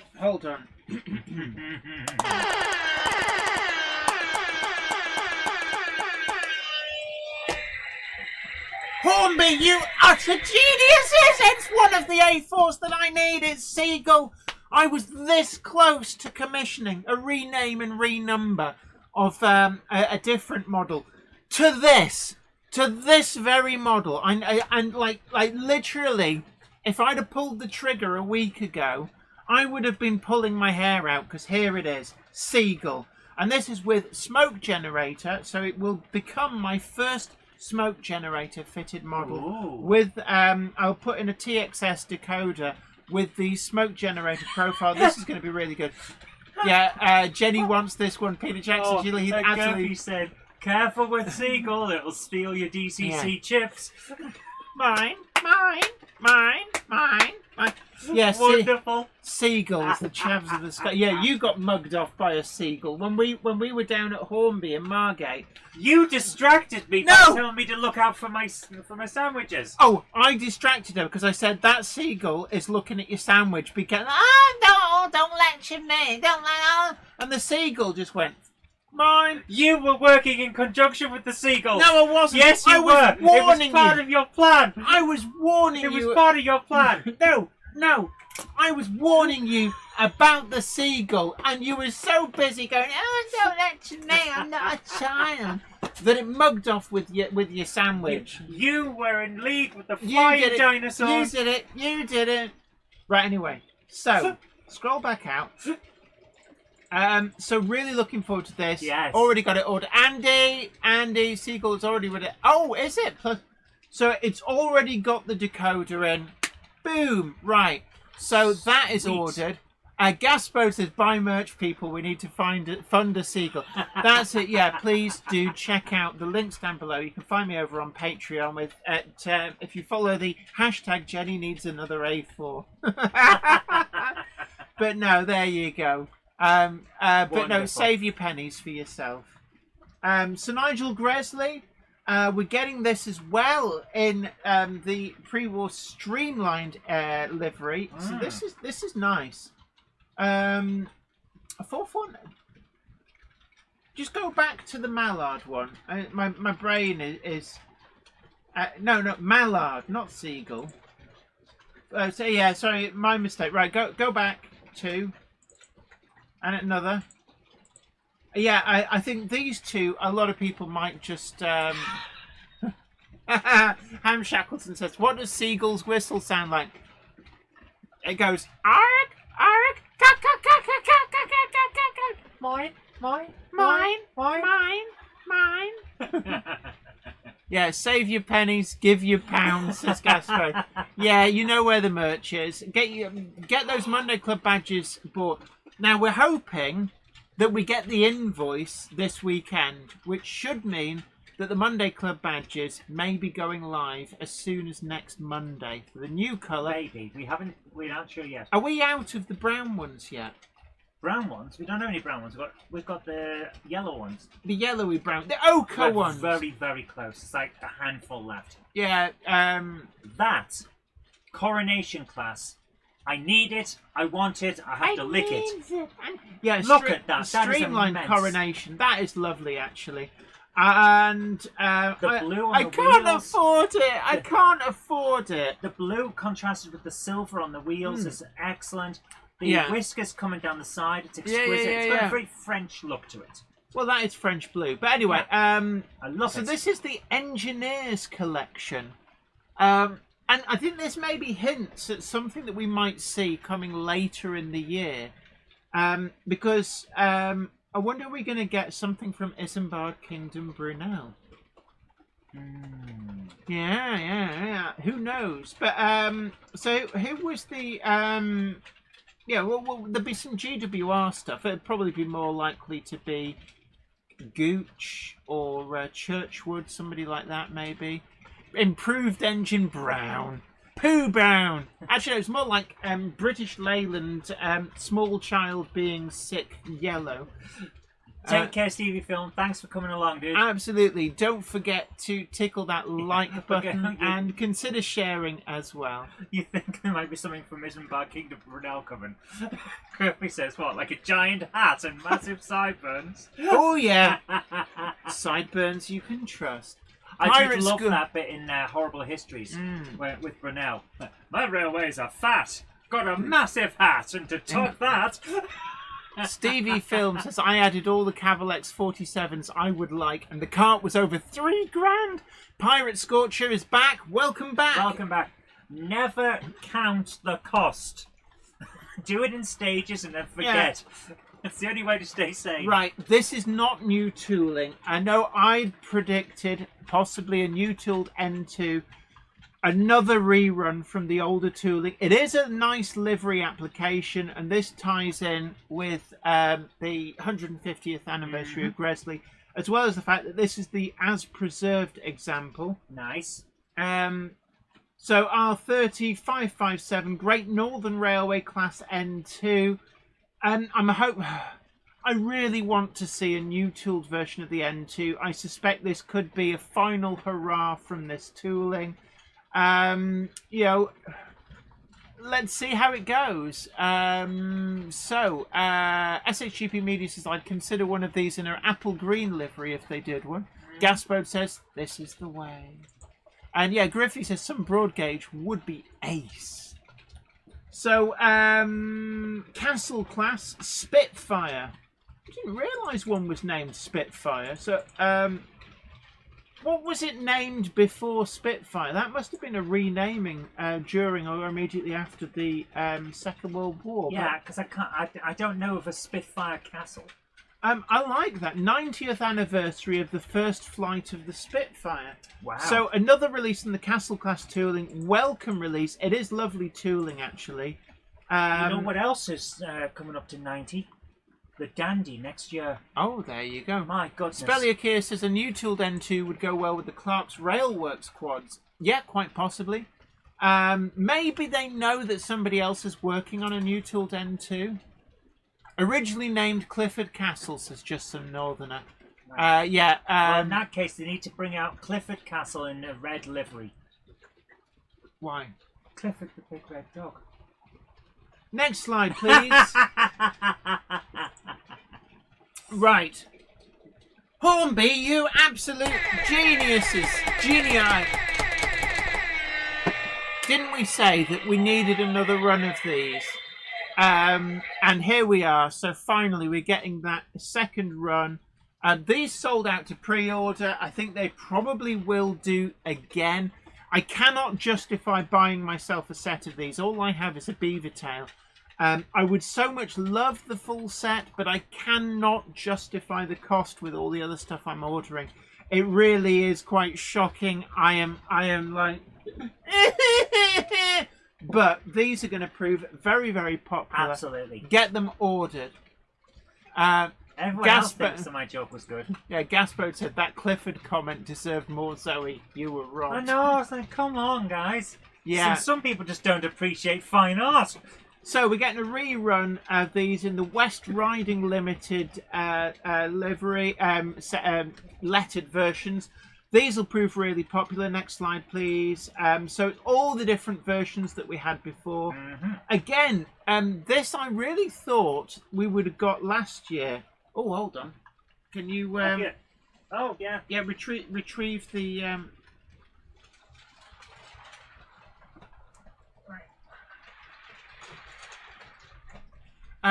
If they did a Clifford's, they could need to do a Digby-themed DMU set. Did you just... Yeah. Sorry, train stops play. Been naughty. Naughty train. Boo boo. Is that on the track okay? Yeah. I think it just decoupled. Yeah, it does that when it thinks you're not looking. Yeah. Right, Keep you on your toes. next slide. And there's the beaver tail. Lovely, lovely thing, I have to say. Yeah. Right, but if it's a must-have item, get it ordered because those are going to sell out to pre-order. The scalpers are already filling their carts. Don't let them win. Get your orders in. Now, rest of the coaches. Virgin Mark III Touring Second. So welcome releases these. Although the last batch did take a little bit of time to actually sell through. The first Great Western Fag Packet livery, which actually matches the HST I've got. I kept looking at them going down and down in price. I didn't buy any in the end. Probably wish I should to make up the full train, but I'm not really opposed to privatisation. This one's really hitting me and Yeah. not. Nigel Cole says, lovely beaver. And Gaspo says, thanks, I've just had it stuffed. Yes, Naked Gun gag. This one is really hurting me. As an artist, I have to say, that line there, the vertical, the diagonal, is mirrored there. There should have been in the design a line or a changing colour or something to mirror those. I don't agree. Next slide, please. So, I love the bogies. Can I just say... It hurts. It hurts me. Can I just say, the bogies really do look nice on these. Yeah.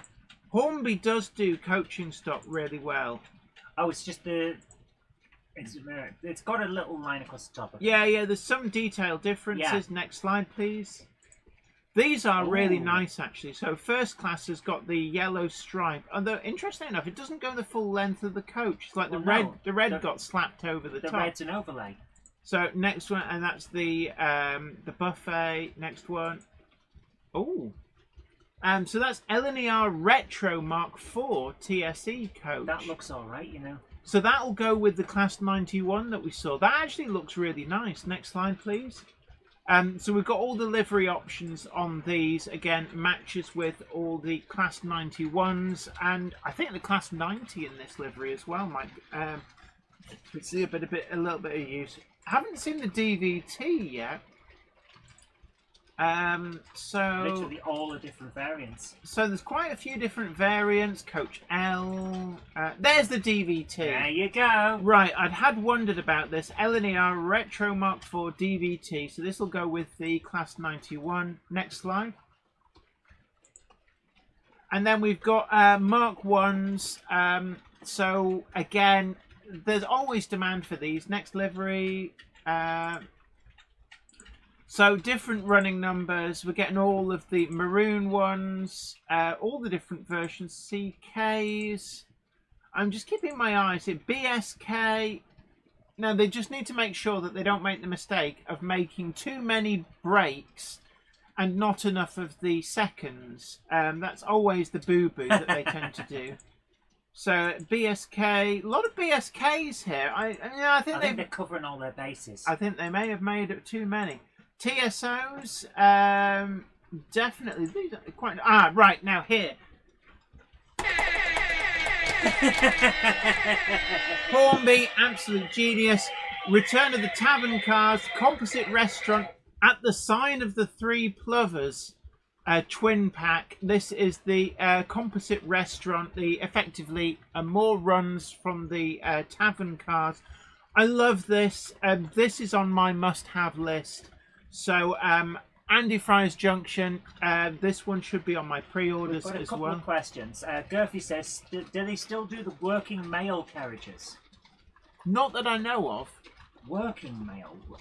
Yeah, Hornby W. So you press a button and it spat the mail bag out. Oh, that would be so cool. I'd love to see something like that. Fina 1999 says, mad question, do Hornby do an Ivor the Engine at all? No, they don't. Are you sure that's Fina and not Fëanor? As in Lord of the Rings? Could be. No, that's a Rapido Trains thing. We've got one on order. Yes, we have. Griffey says, Hornby have something I want finally. Yeah, this looks really nice. Looking forward to this. Oh, right. So this is the... Look at the coupling. This pair coupled together. They got a special coupling to couple the pair together. I do like that. I really do like that. So anyway... back out. Nice detail in the windows as well. Does anybody know? Did any of these last long enough to get blue-grey? Don't know. Yeah, Speliak here says it's the other beaver tail coach. The previous one was 1719. This one is 1729. Nice. Ah, Kumpan Kum Model Railway says the mail carriage in this year's railroad releases does contain the mechanism. Ooh. Yeah. Okay, well, we haven't seen that yet, so Right. let's have a look and look forward to that. These look nice. I like the fake brickwork one, but it did look a bit peculiar, but this is nice. And then GWR liveried Mark IIIs. Not a fan of the colouring on this one. I find these a bit plain. I actually sold on my GWR liveried HST. I kept the fag packet, sold the GWR one, even though the GWR one was the one with the working roof fans. That one is the different engine version, which doesn't have them. But let's quickly whiz through the different livery options. Now, that is nice. Very nice. This is, however, in the railroad range Mark IV. Just to warn people. Looks Great livery. fine to me, I need to see what the couplings and the bogies look like when these arrive. Railroad Mark IV DVT. That looks lovely. It really does. It is a great livery. It's how I remember them. So, Super Gov. This again, railroad range. Not for me. I like the Bachmann one myself. But It's an interesting livery. it always looked like something had been debranded. Like that's just like patches put over No. lettering. From an artistic point of view, that is speed lines of woof woof woof posts going. That's what that is. What, when they're throwing it over your head? It's the it's a suggestion of speed. That's an interesting livery. So this is the Lumo Class 803 coaches. Right, these are the coaches to go with what yeah. we saw earlier. Yeah. So whiff waff through these. Whiff waff. There we are. I wondered about the coaches. Yeah, so here we are. To have the trim and that coach. All electric Class 803. Nice. Right, next one. SHGP Media says it was that male one was the redacted coach. Yeah. Griffey says Defo looks like patches. Yeah. The FC coach. Oh. Yeah, I saw a great post the other day saying if Greenlanders want Trump to keep his hands off Greenland and stop mentioning it, they should just rename it the Epstein Files Island, and he just won't mention it. Paula Donovan says, greetings from Ireland. Nice surprise. Virgin HST, Virgin Mark III in main range. Happy days. There we go. There is the TPO. That actually looks quite nice. It's in the railroad range. Is that the mechanism? I think it might be. And this I have to see in the flesh. I want to see whether it'll get NEM pockets. That for me would be the deal breaker. If it's got goalpost couplings, forget it. NEM pockets, I would consider it. So but it's play value as well. If that's fully functional, that is play value. I don't even model double O. Yeah, look, the mechanism. You can see the things underneath that make it work. I don't even model double O. I want that. Incredible idea. Thank you so much. Bringing the play value back. Yeah, and that's something that Hornby does really well. Not only do they cover the newcomers to the hobby, the young comers to the hobby, but they've got the play value as well. Mm-hmm. Instinct 245 says Postman Pat's train. Yeah. Peter Jackson Cheadle Heath just looks like a wire through the window. Yeah, I was seeing that. There is a mechanism in it, yes. It's not. Yeah, it goes. Yeah, that's a mechanism for coming to that. I'd be interested to see one of those in the flesh. I want one. Simple as that. I want one. Spellier says Fry's Junction. I'm going to send you a message. Yeah, Spellier says there's nothing about being DCC ready for the N2 on Hornby's website, which suggests it's not. Didn't it? I'm sure it got upgraded to basic DCC, and I think that, along with the J83 and the Ginty and the Railroad 08, had the non-standard 4-pin DCC decoder. I don't know whether it retains that or whether it's been changed. I'd love actually a HM7000 sound profile for them. Right, next slide please. So this is a Mark III coach pack in Virgin Trains livery. So you get a complete train. Instant train in the box. Lovely, very, very nice there. Can't complain about that. Next slide, please. So this is them individually. Individual pictures.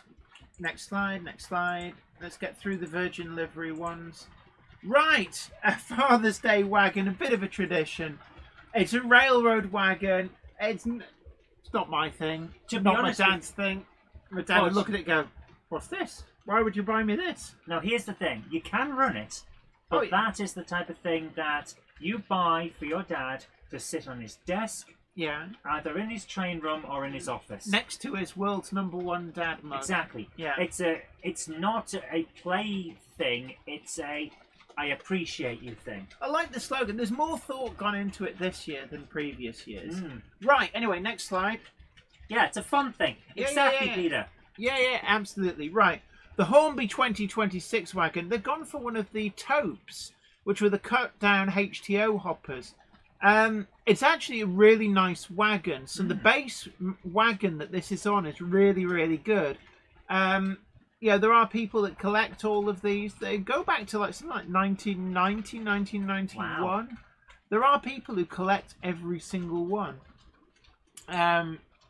And the Christmas wagon, that's the same. I love the bear. I love the bear. I like the load, actually. Yeah. The wagon, again, railroady thing. Great for having going around your Christmas tree. I've seen somebody shared on the Monday Club a really great Christmas tree. Oh, that was so nice, yes. Next slide, please. Reappearance of the clam wagon. We saw this in Balfour Beatty blue and white livery last year, I think. Now we've got it in Dutch. I think this would be of more use to a lot of people. Next slide. Again, the taupe has reappeared with Transrail branding. I'm going to actually cautious green flag on this. I kind of like these. It's eye-catching. Yeah, I kind of like that one. Really nice livery variant. I'm going to say one thing though. And it is good tooling. Because of the white background and the white on the brake lever, I thought for a second that was just floating. No, next slide. And then we've got the TTA. This is all new tooling, I think. Yeah. That looks really nice. Again, bread and butter wagons. Oh, Griffey says that clam wagon and the yeast loco. Not saying anything. And Ian the Train says the taupe's back. Yippee! We're getting these in a triple pack, so these will all be different running numbers. They look really nice. Yeah, great way to build up a rake. Next slide.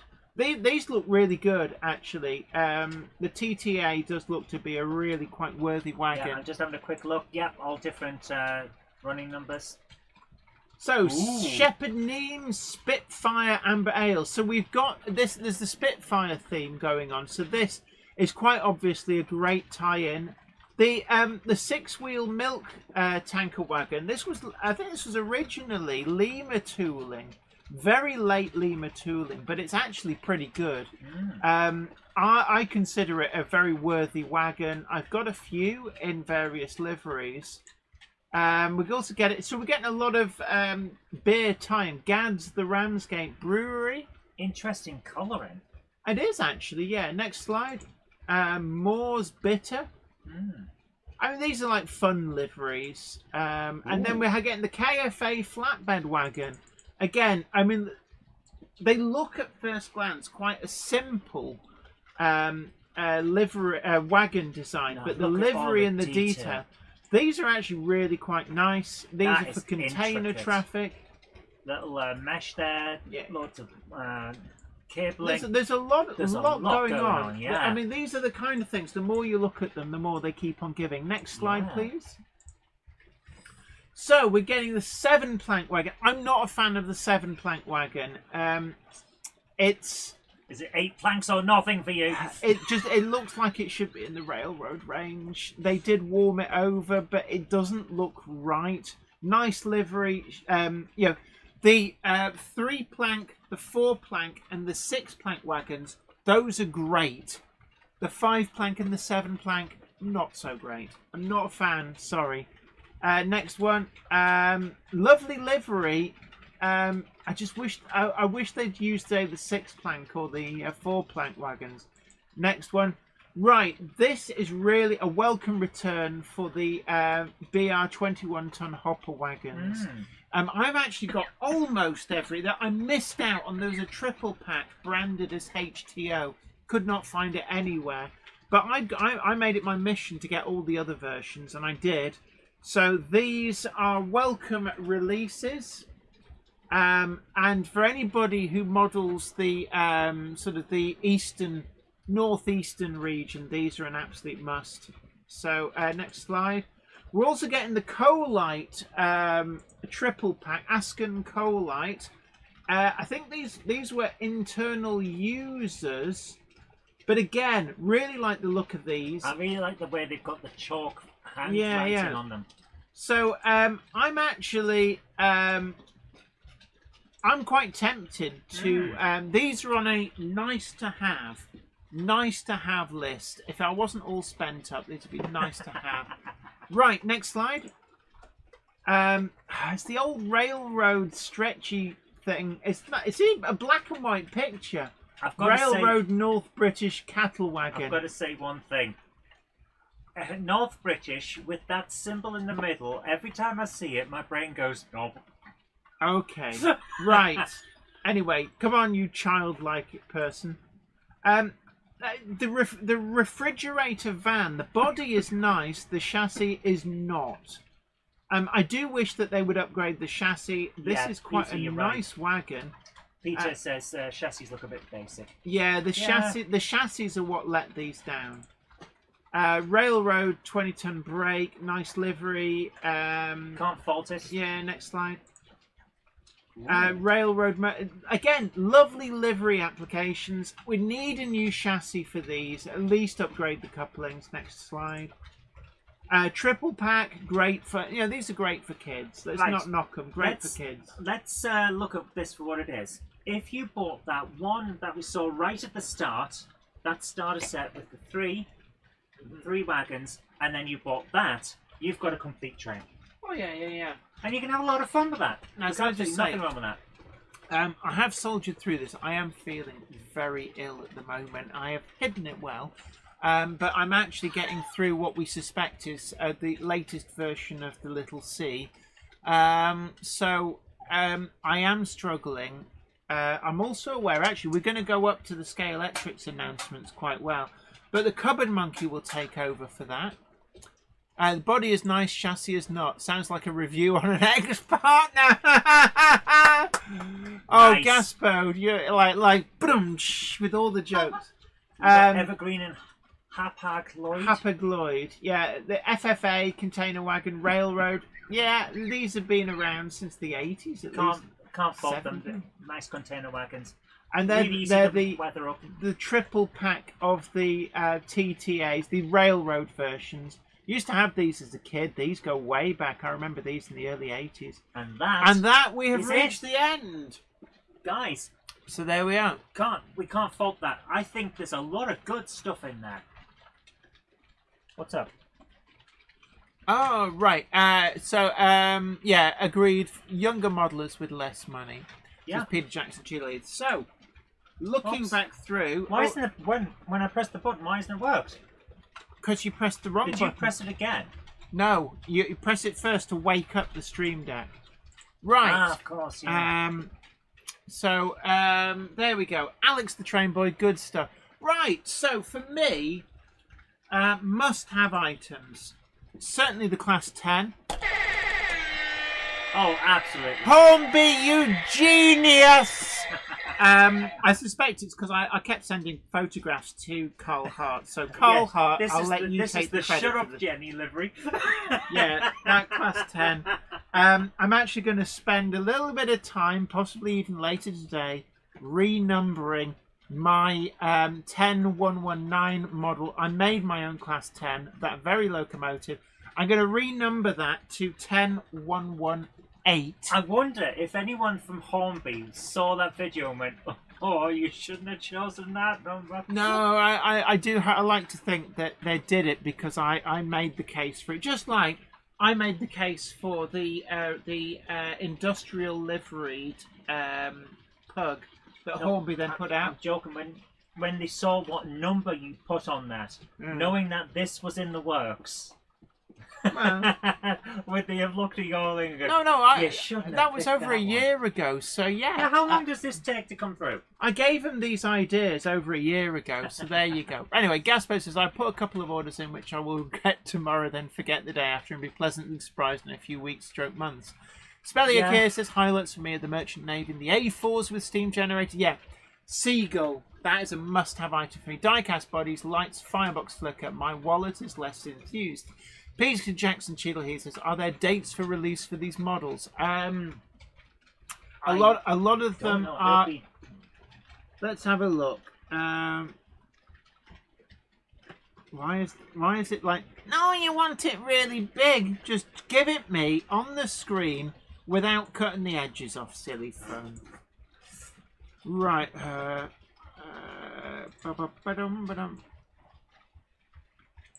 Let's just have a look.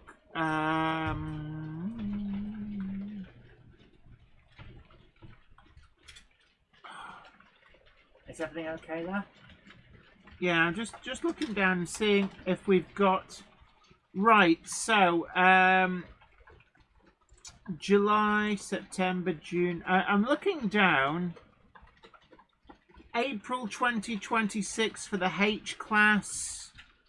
May 26 for Royal Scot. July, May. I'm just looking down, and you're probably looking at the starting to appear from April, but we're looking over the summer for a lot of these. Where's the Class 10? Now that is one. Class 10 is showing as July 2026. So, yeah, they're all coming probably over the summer, late spring into the summer. Oops. I like that we're seeing stuff that's actually going to arrive this year. None of this bagsy stuff that we used to get. Yeah. Pirate Scorcher says mine would be the LMS Royal Scot clan line. Jenny, did you show the West Riding sets of J. Paul Anderson? I did, yes. We went through that again. I did state that, yes, really great thing. I was surprised it didn't get released last year, it must be said. But I can't justify it. Ordered from that entire range, and it is the interactive Royal Mail car. Yeah. Ben Davis says, I like the Load Haul Ruston and Hornsby 88DS. Nice. Class 08 Colchester TMD and Ranger more fun livery rolling stock would get the Australian Tour train pack, but the price! Bingo! Bye to you, Chris the Duke. It's been great having you company. Thank you for coming along. Don't forget, everybody, do come along and click the like button whilst you're here. Consider sharing social media. We've had a really good meander through all the releases, like an hour and a half of meandering through. Yeah. And definitely some great stuff in there. Ben Davis says, thanks for doing this. You're absolutely welcome. It's become a bit of a tradition. Yeah. We do have the Hornby announcement. Clan line for JL Railways. Thanks for looking in, Chris the Dukes. Chuck Climate Channel 1, absolutely. JGG Werewolf. Thank you, Climate Channel 1. Not So Salty Sea Dog says, I'm for the blue and red Gronk and Snow and Sun's wagon. We're going to stay online. We're going to move over to the Scalelectrics. And for that... are we? I suppose we've got half an hour before it starts. So you can have a chat through with people. We don't have a press release for the Scalelectrics. No, we don't. Do we know when the next Bachmann announcements are due? That's an interesting question. Pass. I don't know. They can't be long because they do them quarterly, don't they? They do them quarterly. I'm guessing February, something like that. But I'm really flagging. I've got a headache. My head is spinning. Why don't you take a break? Downstairs is the tablets. They're cold and flu tablets. And when you take those, would you bring me my Guinness Zero? Guinness Zero, and your did you eat your eggs? I did. Okay, I'll bring you Guinness Zero, and then we'll trade places. Yes. So you will need. Are you going to do it? You're going to do it up here then? Might as well. So. we're going to continue and we're going to be covering Scalelectrics next. So obviously a little bit more niche. We did say that we would cover all of the releases. So I will hand over to the Cupboard Monkey. She's going to do Scalelectrics. That's in her wheelhouse. But we'll have me just put some stuff away. We'll have for the moment a little bit of gratuitous bottom shots. Well, I was going to take you off the screen so that people could see the stuff while we move around. Because, well, so yeah, I don't feel well. Yeah, I honestly am amazed that you managed to last this long, 2 babe. hours. It's like basically a Monday club. Yeah, you've done a good job. I do feel really ill.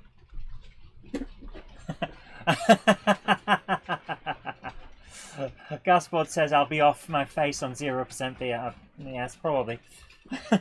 There's a reason my liver's made of wood. So, guys, Jen's going to pop off for a little bit, and we're going to have a quick pop around the place. Get yourself a Monster Energy. Jen and I have actually come off both of those, all the Monster Energies. We don't do them anymore. Take care, Alex the Train Boy. Thank you so much for joining us. And I'm going to bring myself back on the video now. Let's go to this one. Ha-ha! It is I! The monkey of the cupboards, yes. I do exist. I'm not made of felt. So, we've got a little bit of... That's why we feel ill. Yeah, probably. Almost certainly, in fact. That is why we feel ill. Right, I'm going to bring out the table. Normally, Jen does this before a show. But she's got her own track cleaning vacuum cleaner up here. But I need the table. I don't feel right without something to put my hand on. Oh. How the hell has she got... There we go. Right, this is the table that Topsy Toaster normally sits on. Take care, Ham Shackleton. Thanks for coming along, dude.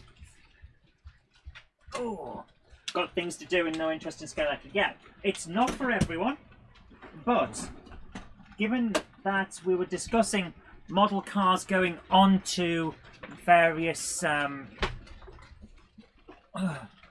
railways on Monday, we thought we covered the Scalelectric as well, and then later on there's Airfix, but that might be on a... Why have we got nothing on screen? I've just realised there's nothing there. My goodness, there we go. Can't get the staff these days.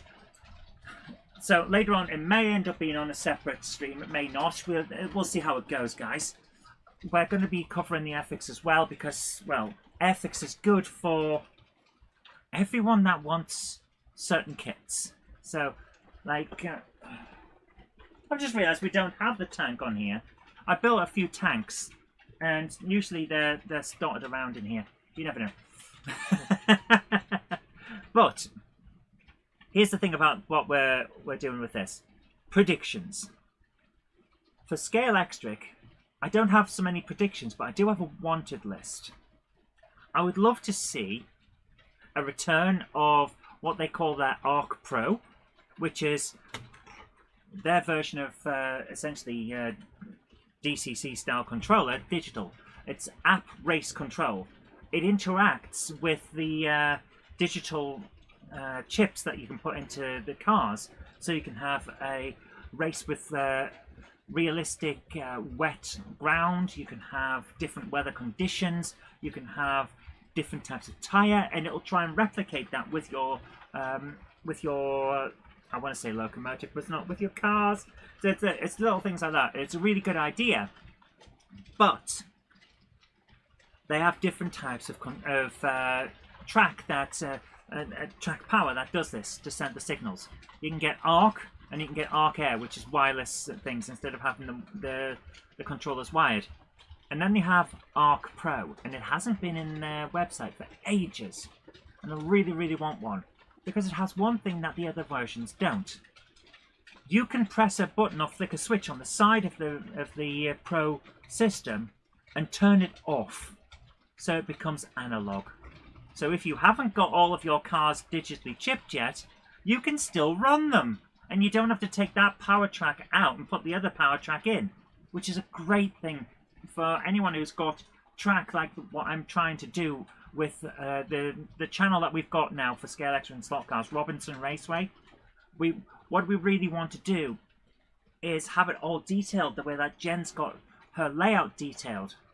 And if I'm doing that, I can't have track that plugs in and plugs out. So I really want the Arc Pro. Oh dear. You were today years old when you learned that Scalelectric had digital control. You learned that from a secret vlog. Oh yes, my vlog channel, yeah. Scalelectric is digital. What is this madness? Yeah, Scalelectric has an app. You can change all sorts. It's brilliant. Give me a second. Where is it? Where's my app? There. Scalelectric Arc. There you go. And it gives you you can set it up for your various versions you've got, and it will run it. It's a really good idea. So it just adds that little extra. Instead of just being digital control for sound, like here's your wet tyre version of your race, here's dry tyre, here's your super slicks, that kind of thing. It's a great idea, and I really want to experiment with it. But I've got, how many cars have I got? Batmobile, Mark 1 Jag, Back to the Future, Volvo, one that I'm painting up myself for a challenge with Iron Horse Railways, and 2 of the Formula 1 GP style. So 7 cars.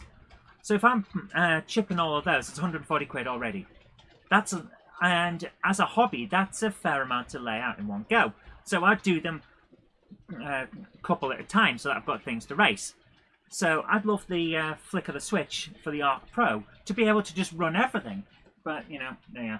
Fuel and tyres. Yes, the Arc thing can simulate going into the pit lane and refueling and changing tyres. It's a great system. It adds that extra level that the old analog track just can't do. You'd have to be doing that yourself.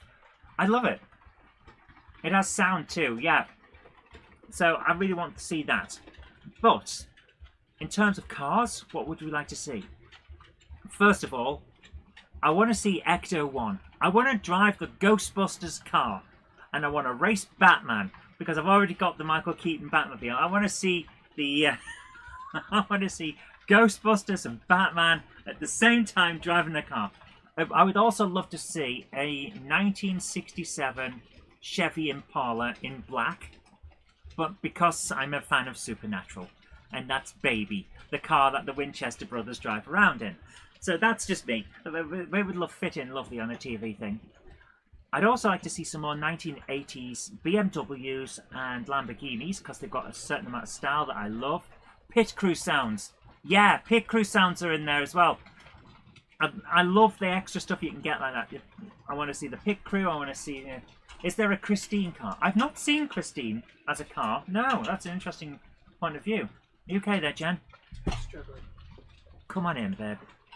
Have you taken the tablets? I've just taken some. Okay, you'll probably feel better soon. Thank you. Right, because we are talking about Scalelectric and its driving, this is 0 alcohol. There's no alcohol in this. YouTube algorithm, this is a soft drink. So, yes. I was thinking of going out. Love to see more Land Rovers. I think I'm going out to the shop for some crisps. Oh, I was going to order McDonald's. Okay, well, we could do that. Yeah. I guess. This is how you do the widget. I'm not even joking. It's got a widget. Perfect head every time. Got a big Because of the way the widget works, it's dop, dop, dop, dop, dop, so you end up with the perfect head. I learned this at the Hilton at Getz 2 years ago. Yeah. So yes, more Land Rovers. I'd love to see that. I do love an old Mark 1 Land Rover. A 6R4 and an RS200 to go with your Maestro rally car. Yes. You've gone. Oh right, you've changed to a different screen for getting you in the middle. Yeah. The one I would love to see. Oh my goodness. What? Oh, some of the ideas. Oh, Spelakia, the wacky racers cars. Oh. Oh, that would be good, wouldn't it? Oh man, imagine that. Dick Dastardly racing Fab 1. And Penelope Pitstop's car. And actually, they could do like the Hanna-Barbera connection, because they could have Fred Flintstone's car. They could have the Mystery Machine. Imagine it with the digital chip, so the sounds come on, and you can have all of the catchphrases. Oh, No, please, Scalelectric, please do this. I need it. Absolutely. And if Scalelectric don't do it, give it to Carrera. I'll mod the car so it runs. Mod the van. Perfect. Oh, Wacky Races would be amazing. That would be so good. What else we got? Del Boyce Robin Reliant. I would love it. Yes. Rodney, you saucy tart! Hurry up and get Grandad out the vein! What 42 carat honker you really That are! would be so cool. Muttley wheezing around the track, yeah. I can't really do his voice, but it's like that kind of thing. It's like a wheezy snigger. A wheezy sniggering, yeah. So, a re-re of the Rover SD1 police car would also be welcome. Is that just like a civvy version of the SD1? That's the other thing that I'd like to see. I love the racing cars. I love the racing liveries. They look fantastic. I also like the special ones where you get the police or you get the Batmobile or something like that. But street colours and street liveries, I want to see more of those. I want to be able to race my dad's old Sierra. I would love that. The old Ford Sierra in a nice red. That was the car my dad had when I was a kid, and it was lovely. And I'd love that. I'd love to be able to race my dad's car, basically. I think that would be lovely. And I know that you guys would love to be able to race your dad's car, or your granddad's car, or your first car. or your first car. You know, you never forget your first car. Yeah, Volvo 740 GL Saloon. Yeah. In a dark petrol blue. Yeah. Oh my goodness, yes. A Sweeney set with the Mark II Jag and the Ford console. Yeah. All the villains in the Sweeney drove a frickin' Jag. To be honest, all the villains in the 70s drove Jags. You could always tell which the bad guy's car was because it was the same bloody Jaguar every single episode. Oh, I love that show, but bloody hell. Now, here's the other one I want to say. We've all loved Kit. We all loved the Bandit's car in Smirking the Bandit. But how many of you remember Rockford's Pontiac Firebird? Not the Trans Am. Pontiac Firebird, the old one. The old knackered Pontiac Firebird that he drove.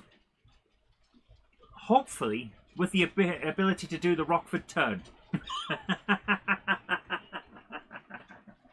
Who taught you to drive? Evil Knievel.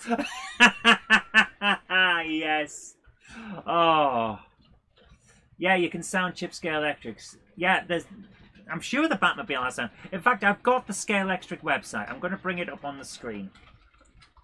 They haven't redone the site to say what the new releases are just yet. So I'm going to bring it up on the screen. You'd have to hit refresh, I think.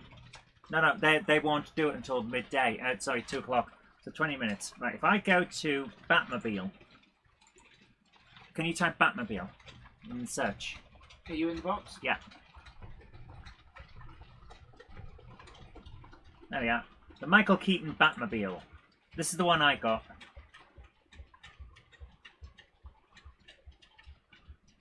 Range launch. Oh my goodness! They've turned the site off.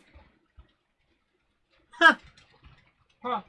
Okay. The Batmobile has sounds. I remember it saying it has sounds. So yeah, but it only works on digital. If I remember correctly, it's the same as DCC. It bases it on what you're doing, so it has to be digital. Benidorm mobility scooter with added OAP fee. It wouldn't be the first time that they've had a character in a car. Mr. Bean rides on top of his Mini. If you get the 1960s Batmobile, Batman is driving it. Is Robin in it as well? I don't remember Robin being in it, but I only saw the picture from the Batman side, so I couldn't tell you. But it looks good. So we've got a little bit of time, like 15 minutes before the range launch. So we'll pop back to here. So we'll see how it goes. I would love to see that. Is there a Joker car? There is, but it's in micro Scalelectric, and it looks crap. Now, I don't mind the idea of micro Scalelectric. A smaller scale works really well. Micro Scalelectric is a little too big for 00, but it will run round underneath the bridges and stuff in 00 range. It's like, what is it, 1:64 scale. It's literally half the size of normal Scalelectric. And I love the idea of it. The smaller cars, I love anything miniature. It's just my thing. But it's very, very clearly aimed at kids. The controllers are tiny. The same, they're more rounded. They're toy-like. The cars are far more cartoony. Hard-wearing, brilliantly hard-wearing. But the majority are more cartoony, except the Bond range. the No Time to Die James Bond set is great because it looks real. I like some of the older Bond cars, like the Lotus Esprit and the Aston Martin V8. What's that one that I kept admiring? My dad has a Scalelectric set. I'm just talking to Jen about this. My dad has a Scalelectric set. I got into Scalelectric because of my dad. Jen got into trains because of her dad's. Dad's all the way down. That's how it works. It's a ladder of dads. You're responsible for this. Now, You're why I have no money. And our hobbies are a ladder of dads from the start of the hobby to now. That's just how it is. Yeah. But my dad has a load of James Bond cars, and it's not License to Kill. Living Daylights. Living Daylights. That's the Aston Martin V8. Yeah. Isn't that a gorgeous car? It's my favourite Aston Martin of all time. It looks so good. I will be getting myself one. Yeah, Timothy Dalton's Aston. It's wonderful. Scalelectric TT. Yeah, pretty much. Snoopy on a racing kennel. Yes. I would love it. But what I would love as well, and I don't think Nintendo would ever do this, Mario Kart in Scalelectric. And the reason I'm saying they won't do it is because they had that Mario Kart Live thing that was going on the Switch, where you could use your Switch as a radio control for the car and see through Mario's eyes on the camera. So I don't think they'll go for Scalelectric, but I would love the tie-in. I mean, they worked with Lego, but it kind of gets too close to what they're already doing with their own line. So I don't see it happening. But Mario Kart would just be so good on Scalelectric. I would race Bowser and Mario any day of the week. And then I would chase them with Batman. Didn't that go with the Jag with rockets too? Oh, that would be so great as well, yeah. So guys, we've got about 15 minutes, 13 minutes. The Vantage V8 was a Dalton era, yes. Oh, it was so good. It's my favourite Aston Martin. I mean, you can Carrera do it. Carrera have Mario Kart. Give me 1 second. Pass me the keyboard. I need to see this. Okay. I need it in my face. You're on a short leash. Oh. I'm on a short wallet. I think. Hold on. There's a phone call for you. Hello? What's that? Your fridge is running? Well, you better run after it. Yes. Bye-bye. I have no idea what you wanted me to do with that, so I just made a joke. I don't know. You keep handing it to me. What's just happened? Carrera do a Mario Kart. It's me, Mario.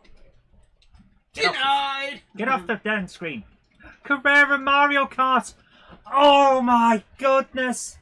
So what do you have to do to make them run on Scalelectrics? Right, I'm buying it. I will buy it at some point. It won't be today, but I will be getting it. The modifications to get Carrera to run on Scalelectric are minimal. I can't remember what they are. There are, and I'll say this straight away, I've never done it before, but I have watched videos on how to do it. Straightforward stuff. So, yes, I will be looking out for that. I will pick it up at some point. They will run on my Scalelectric layout once I've modded them. Yes, I need this. Sound like cousin Nate in the Addams Family there. On the Scalelectric documentary, there was a James Bond DB5 with working bits. That would be nice to see re-released. Oh, yes. That would be. The Mario AI sets are also ace. Have you seen those where you don't actually need to track? You just drive under bridges. You sit on the floor. Yeah, that's Mario Kart Live, if I remember correctly. And it's a great idea. I love it. It's like... When I was a kid, I had a remote-controlled car. Well, I say remote-controlled. It was a car on a wire with a controller. So, yeah, you could run it, but you had about 2 foot of cable. So you were constantly trailing behind it. It was fun, though. I loved it. The next stage up was a proper RC car. I had one of those. It was a weird dune buggy thing. And we used to run it all over. If I could have had a screen to see what it was seeing, that would have been next level. And I would have adored that. It would have been great. Just change the pickups, I think. Yeah, that sounds about right, JL. It was very simple in terms of how they did it. So, yeah. And, of course, whenever you buy a car or a starter set with Scalelectric, they give you spare pickups. So swapping them over should be fairly easy. So, yeah, definitely need that. That's going to be on my list. So, Mario Kart. It would be nice if Scalelectric got it so I didn't have to do any effort, but I don't think it's going to happen. But imagine that. Oh my goodness. Right, let's see. Has the range relaunch come up? Maintenance mode is still here. What car is that? That looks like a Dodge Challenger. It says 340 6-packs. I'm going to say it's a Dodge Challenger. It's not a Charger, I don't think. But I think it's a Challenger. Give me 1 second. It's second. like the Kalansky Vanishing Point. I'm just going to use my phone. I'll order a McDonald's while we're on as well. But yeah, right. Give me 1 second. Dodge 340. The Dodge 340 was a high-performance, small-block V8 engine produced by Chrysler from 68 to 73. Yeah. So that's the engine. What's the car? No. Give me a second. Dodge Demon 340. Dodge Demon 340. Oh. That's that car. That is that car. Not familiar with the Demon. I know about the Challenger and the Charger. Is that... Oh. Well, that doesn't have the big intake on the top that one does. That's just a ram scoop. Yeah. Oh. Ooh. They're optional extra. Are we getting the Dodge? Is that what's coming? Ooh, that'd be nice. Yeah. Ooh, that'll be... Yeah, the Dodge Demon. Is that what's coming? That'll be lovely if it is. Right, I'm going to quickly do a check. Do Scalelectric already do it? Because I'm not familiar with their entire range. Scalelectric Dodge Demon.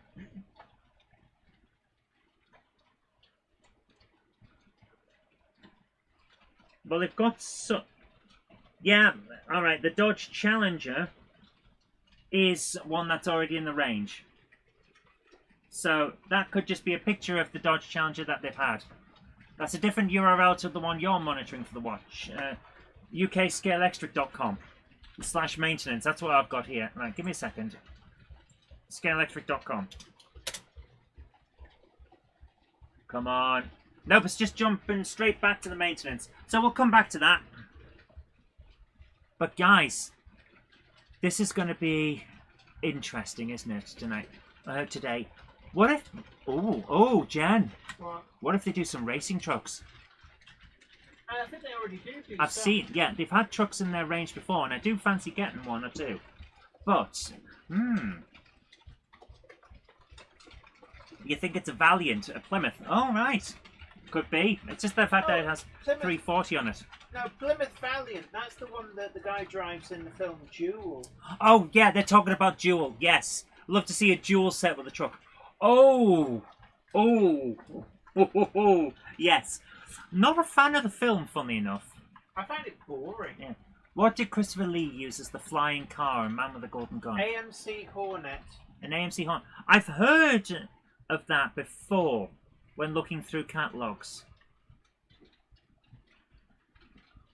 I can't remember whether it was a car in the Scalelectric range. Scalelectrics do an AMC Hornet. So it probably is that then. The man with the golden gun, James Bond tie-in. Flymer Channel 1 would like to see a 1/76 Land Rover Series 3 reintroduction on Airfix. That would be nice, yes. Now, here's the thing. Scalelectric do... well, at the moment, they've got some. The Scalelectric Start range, I don't think it worked out well for them. As like the introductory to Scalelectric for kids and newcomers. It's a range with that I've got with the track. And you need a converter piece to be able to get it to cars to properly run onto a normal track, which is not great because it's a slightly wider thing to help you put the cars in the slots. Still, sometimes I muck it up. But because the range wasn't that popular, they have, and I know Andy's got some at Andy Fry's Junction, so some of the Scalelectric Start basic cars. In Sawyer models? Yes, Sawyer models. And I would bet that TMC have probably got some in their backroom somewhere as well, because they didn't sell as well as I think Scalelectric hoped. These cars are like 20 quid. They're half of the normal price. And in some places you can get them for even less than that. Take the shell off.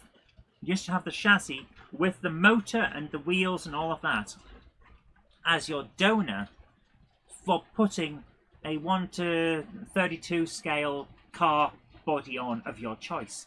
That's what. That's part of the challenge that Craig from Iron Horse and I are doing at the moment. I'm going to take a standard endurance car body from the Scalelectric Start range and spray paint it and decal it and do all my own thing to make it my own livery.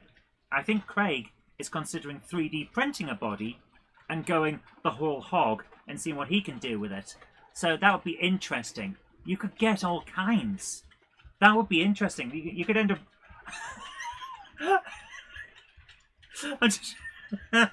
just reminded me of something I saw on Facebook. There's a guy that has a race driving trainer simulator, and he's modded it. So at one point he drove the simulator in the simulator. So he had him in the simulator rig driving on a racetrack. And then in another one, he put a house on wheels and drove that round the racetrack. So you could do all kinds. It would be very interesting. That is a Guinness Zero. Perfect. Right, we've got 5 minutes, guys. Let's see what's coming. Ooh. The chassis, yeah. Put the 132 Airfix car kits on Scalelectric chassis. Yeah, that's exactly what I'm on about, Gurphy. As long as you can make the wheels fit the right positions for the wheel arches, you can have your entire range if you want. So that is a great idea. I love this. I can't afford to justify it right now, but as an ongoing project every now and again, picking a car that you fancy drive and getting it in the right scale, that would be lovely. Gurphy's asking for E-types and DB5. I think we can guarantee there'll be an Aston Martin in this range. I think the DB5 will get another release, maybe in civilian liveries. Yeah, I really want to see more of that. Some street colours. Yeah, they're 1/24. No, they're not. Right. Here's the thing.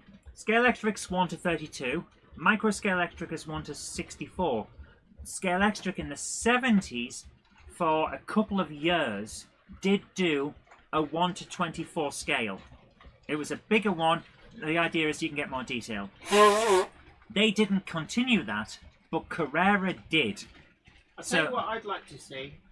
The Volvo 850, but it's the T5R, like road legal ones. So they did them in like canary yellow. They did it in a red colour, a kind of British racing green, and the Strato silver, like mine. I think it was black as well was an option, and like diamond white. I'd like to just see a range of effectively the road legal versions rather than the race. They've had the race car and the Rosamobile. Yeah, yes, I would love. Yeah, sweat the tool a bit, get some new colours. Yeah, I'd like to see that too. That would be nice. Right, 2 minutes, guys. 2 minutes. I'm going to go back to the screen and go for Scalelectric.com. Scalelectric.com. Come on. Show it. Show. Oh, still maintenance. No. 1 minute now. 1 minute. We're going to be there soon. Yeah. Ooh, I need it. I can feel it in my butt. Oh, yeah, we can smell that as well. Pop, pop. You wonder if yours were 1 to 24. If they seem chunkier and bigger, then chances are yes. I had a Ford. He's lost his. No, I took it off. It kept coming off. I had a Ford Sierra Cosworth racing rally car back in the day. I'd love to see that. It was white and it had like Firestone tyre livery, I think it was. Love to see that. I wouldn't mind a reintroduction of the motorbike and sidecar as well, because I loved racing that as a kid. See, I'd like to see more just like regular road-going vehicles. Now, I know there is obviously licensing issues potentially. Yeah. But if you're going to have the Volvo license, why not go whole hog and actually release 240, a 740, the 850 they've already done, but then like a Volvo Amazon, a P1600. Yeah. And actually, you know, just tool up and do the full range. There's two that I would love. The Audi R4, because it's an incredible car. What about the Quattro? The Quattro as well, yeah, sure. Okay, 3. Fire up the Quattro. And we got some slag to go and stamp on. The Toyota Hilux. The Hilux. The one that went to the North Pole. Yeah, haven't they already done? They've done the Toyota that wouldn't die. They've done that. Yeah. Well, I specifically want the one that went to the North Pole with with the option of Clarkson and May. I will find someone who can 3D print them if need be, and I will put them in it. And it's got to have the bumper dumper. And the bumper dumper on the back. Yes, I want. So yes. Can you imagine? Scalelectric. That's what I want. A sound version, and it would be like them, like with little sound snippets. Here we go, guys. Let's do it. Beep beep. New for 2026. That's what we want. Go back. Discover the 2026 range launch. New race sets, slot cars, and accessories. Here we go. Okay, that's a little bit off. So I'm going to start moving stuff around. On screen so I can get the big screen up. You're going to have to move around if you want to see it there. No, you're all right. I'm not feeling very well, it must be said. Okay. So I'm now going to bring this up onto the big screen. There we go. And I'm going to bring up the chat over onto this one. So I can see you need to make that fill the screen. I can't move it. I'm trying to move the chat so I can see it. There we go. Right. Yeah. Yes, I know, Jen. I know. Here we go. Okay, first up, let's sort by. Now just leave it as it is. There's the Sierra Cosworth. The Cosy. Yes! It's not the one I had, but that's okay. They always do racing liveries. Oh, look! Ford Transit. Scroll down. Give me a second. Toyota Celica, nice. A Lotus Twin Car Pack, Ronnie Peterson, nice. Ford Motorsport Transit and Escort Mark 1. Does that actually... The Ford Transit? Hey, don't knock the Transit. I'm not knocking it. It was the gangsters' getaway vehicle of choice for doing bank raids in the 70s. Holy crap. Does it come with the trailer? I'm not quite clear what you get. Yeah. Ford Transit Mark 1 and Mark 1 Escort Twin Pack. So it might not have the trailer, but why not? Okay, this looks so good. This looks so good. I need it. I need it. What price are they putting on this? £109. Not bad. Yeah, I mean, that's the RRP. So imagine that with the usual discount from the suppliers. Yeah, that's about the price of 2 cars. So that's not bad at all. Love it. Love it. What else are we looking at here? The RS Road Collection. What's in it? It's a triple pack. So what's in it? Oh my word! It's the plastic fantastic ugly front grille. Yeah, I don't like the front grille, but not bad. Is that the Sierra? No, that's like RS.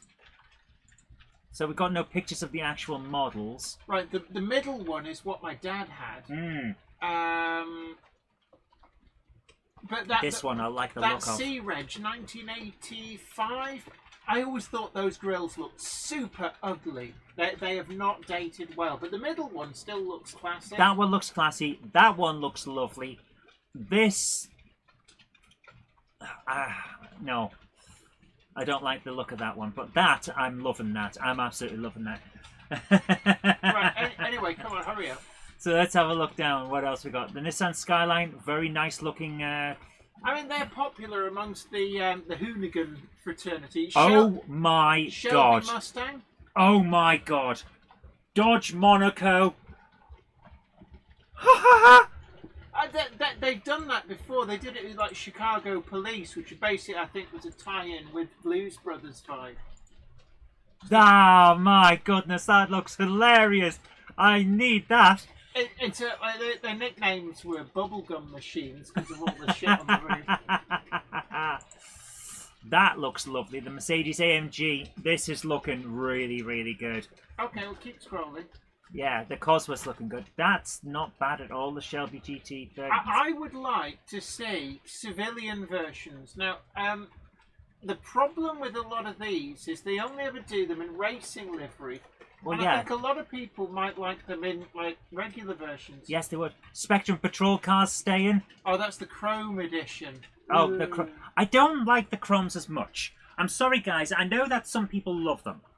And yes, some cars look great in chrome. I don't think the Spectrum Patrol car needs it. It was a Sierra. I don't know why you're saying it was the RS. No, RS was there, the top left. The car is a Ford Sierra. That's a different one to what we were talking about earlier, isn't no, it? no. That's the Ford Sierra is the type of car. RS is to do with engine and trim. Okay, this has gone in my basket immediately. Because RS I love a good Porsche. Sport. Look at that. That is gorgeous. I don't see your love for them. Those sort of cars leave me cold. How? It just does. Oh man, I love it. Get that muck off the screen. I love it. Have a look at the SD1. The SD1. This is a nice, chunky, traditional value type of car. I love the SD1. I thought it was a massively underrated British Leyland product. This is going to be coming out relatively soon because we're actually looking at the car rather than just the box. The thing about the SD1 is they don't seem to have lasted well. You never see SD1s on the road This anymore. looks gorgeous. Yeah, would not mind one of them. Wonderful. A Golf GTI. Ooh. Let's have a look down. Yeah, there we are. The Mark 1 Golf. That's the always Mazda. a classic. And actually, look at this! Yeah, can I just say the Volkswagen Golf Mark 1, that is in civilian colours. It is. This is a. Have you noticed one thing? What? With a proper, How many people's first car was Golf? How many people? It was like the original late 70s hot hatch. Yeah. So many guys, their first car was a Golf. Yeah, so, I mean, and that's in street colours. Exactly what we were talking about earlier. Oh, yeah, with a number plate. Yeah, on chase it with the police car. Yes! Wonderful. I love it. Yours was a Polo. I could do that. Yeah, I could see that. I like the transit van. That is so nice. The transit van there in Castrol. That is so good, yes. Okay, now imagine this. If I were to pick this up and take the decals off the side, take the detailing off. Now it's the Billy's replacement speakers mobile. And we run that round the track. You'd need the big bullhorn on the roof that they put on the I'm sure I could mobile. 3D print a bullhorn. So the that's Billy actually mobile. Late 1960s. See Suffix Reg. What year is that? Something like 1967? Couldn't tell you. 66? My biggest issue with this is that. That's the slot. It's where the pickups are. There's nothing you can do about it. It always looks a bit wrong. And it has to be at the front, otherwise it wouldn't ride properly. Yeah. Blues Brothers car, Peter Jackson, Chiddleheath. It was available. It's not in the current range as far as I can see. You can probably pick it up on eBay though. But what you need to do is go and check out places that have still got stocks. Oh. You love your minis, but Oh, where's the Civi version? We'll just repaint it. That is gorgeous. I don't want I need that. it. I need it in if my... I'm spending 57 quid on a car, or 50 I quid need on a it, car, I need I'm it. not repainting it. Ford Anglia for rally, yeah. I'm loving this one as well, the Escort Cosworth. I never liked the Ford Anglia. It But looked that- like Dame Edna's glasses. The Mazda, the RX-7. Lovely. Nothing wrong with that shape. That I know it's a hairdresser's car. I know that that's the joke. But it's a beautiful looking car.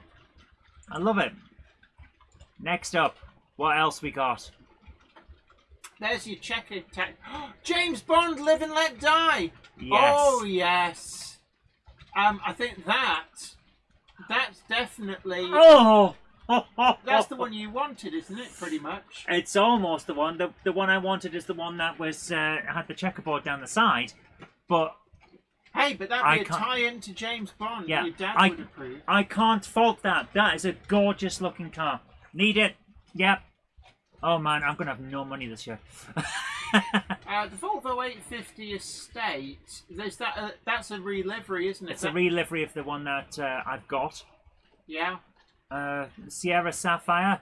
Oh, my dad had a Sierra Sapphire. It was a company car in a kind of maroon colour. It was the last car he had that didn't have central locking, and the locking mechanisms on Fords were like crap. a little button down on the top. It wasn't on the top, it was like a little flicky toggle switch. So opening the back doors without central locking was really difficult because you had to do a full reach around to get your hand in. That is lovely. That is a very nice looking car. Yes. There's so many I need on this.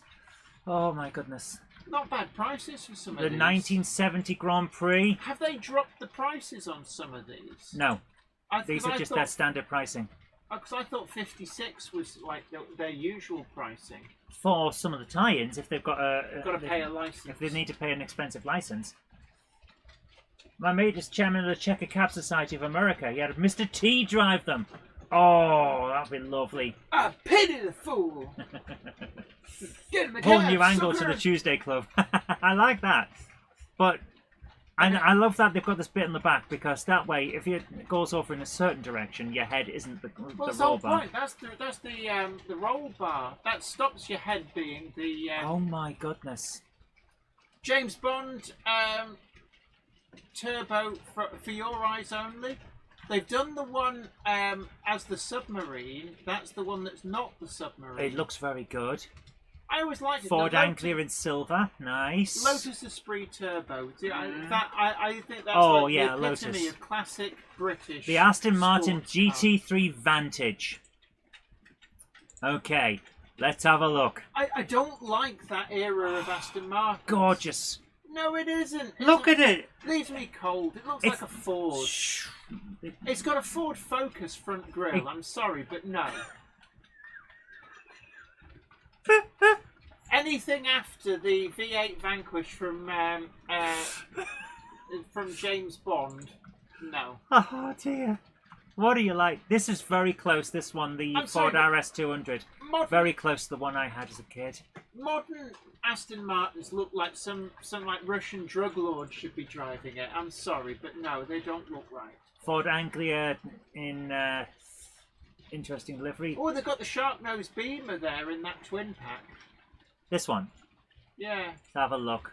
Oh, Land Rover Series 1 RAF edition. Yes, yes, yes. Oh, my dad's Series 1 was originally an RAF one. When we were stripping the paint, we found the original RAF markings. Andy, if you're still here, I'm going to add that to the list. Oh.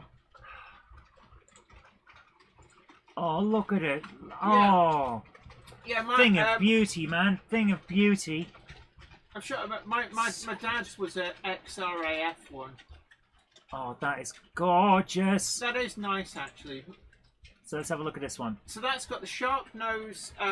Is that the 3 Series BMW? I couldn't it's difficult for me to tell the difference between. Sierra Sapphire on, Sierra RS on the left, And I think that's a 3 Series Beamer. Looks it's gorgeous. got the shark nose. It's back when BMWs didn't look like some kind of footballer's wife mobile. Or the new thing, a shoe with giant soles. You know, all my trainers have the sole that comes up at the front and the back and sticks out a little bit. All cars these days look like my shoes. It's very annoying. 3 Series E36, Jess Griffin. Then there's the chrome. I don't like the chrome version. I don't like the chrome ones. Vehicles. The Police Edition Mazda RX-7. I don't think they had any. There's some interesting. The Lotus. The Escort Cortina. Mark 1. Yes, and the Cortina. Yeah, Escort Mark 1s were like classic for rally. Ford Mustang, Fast and Furious. I don't like. Oh my God! The Chevy Corvette GT3. No, it's leaving Look me at cold. that. No, I'm looking at it. For the same reason as I love the Aston Martin. Look at that! You like chav cars. I like cars that look like they're fast even when they're parked. This thing is parking at speed. That is parking quickly. I love it. I'm sorry, if you park quickly, that generally comes with you like taking out bins, street. I apologised for that. I was very lucky that we found a spare wing mirror in a scrapyard, because 850s are now hot laps over. Oh yes, yes, I'm getting one of these. Yes, it's ridiculous. Andy. Right, what does it do? Right, here's the reason. The hot laps thing is hilarious because you can put your phone onto it and it will track your laps in the app. Okay. So you set off with your app-controlled settings for your race. So you got your slick tires, you got your slightly wet road, and then you press the button, stick it onto that, and it will count your laps. You don't need the lap counter. The reason I want to say that this is good is because the lap counter, it has a little trigger in the slot. So as you go over, if you're not going very fast, you will hit on the lap and then have to pull your car back and speed up and go. Otherwise it won't click over and you won't get past it.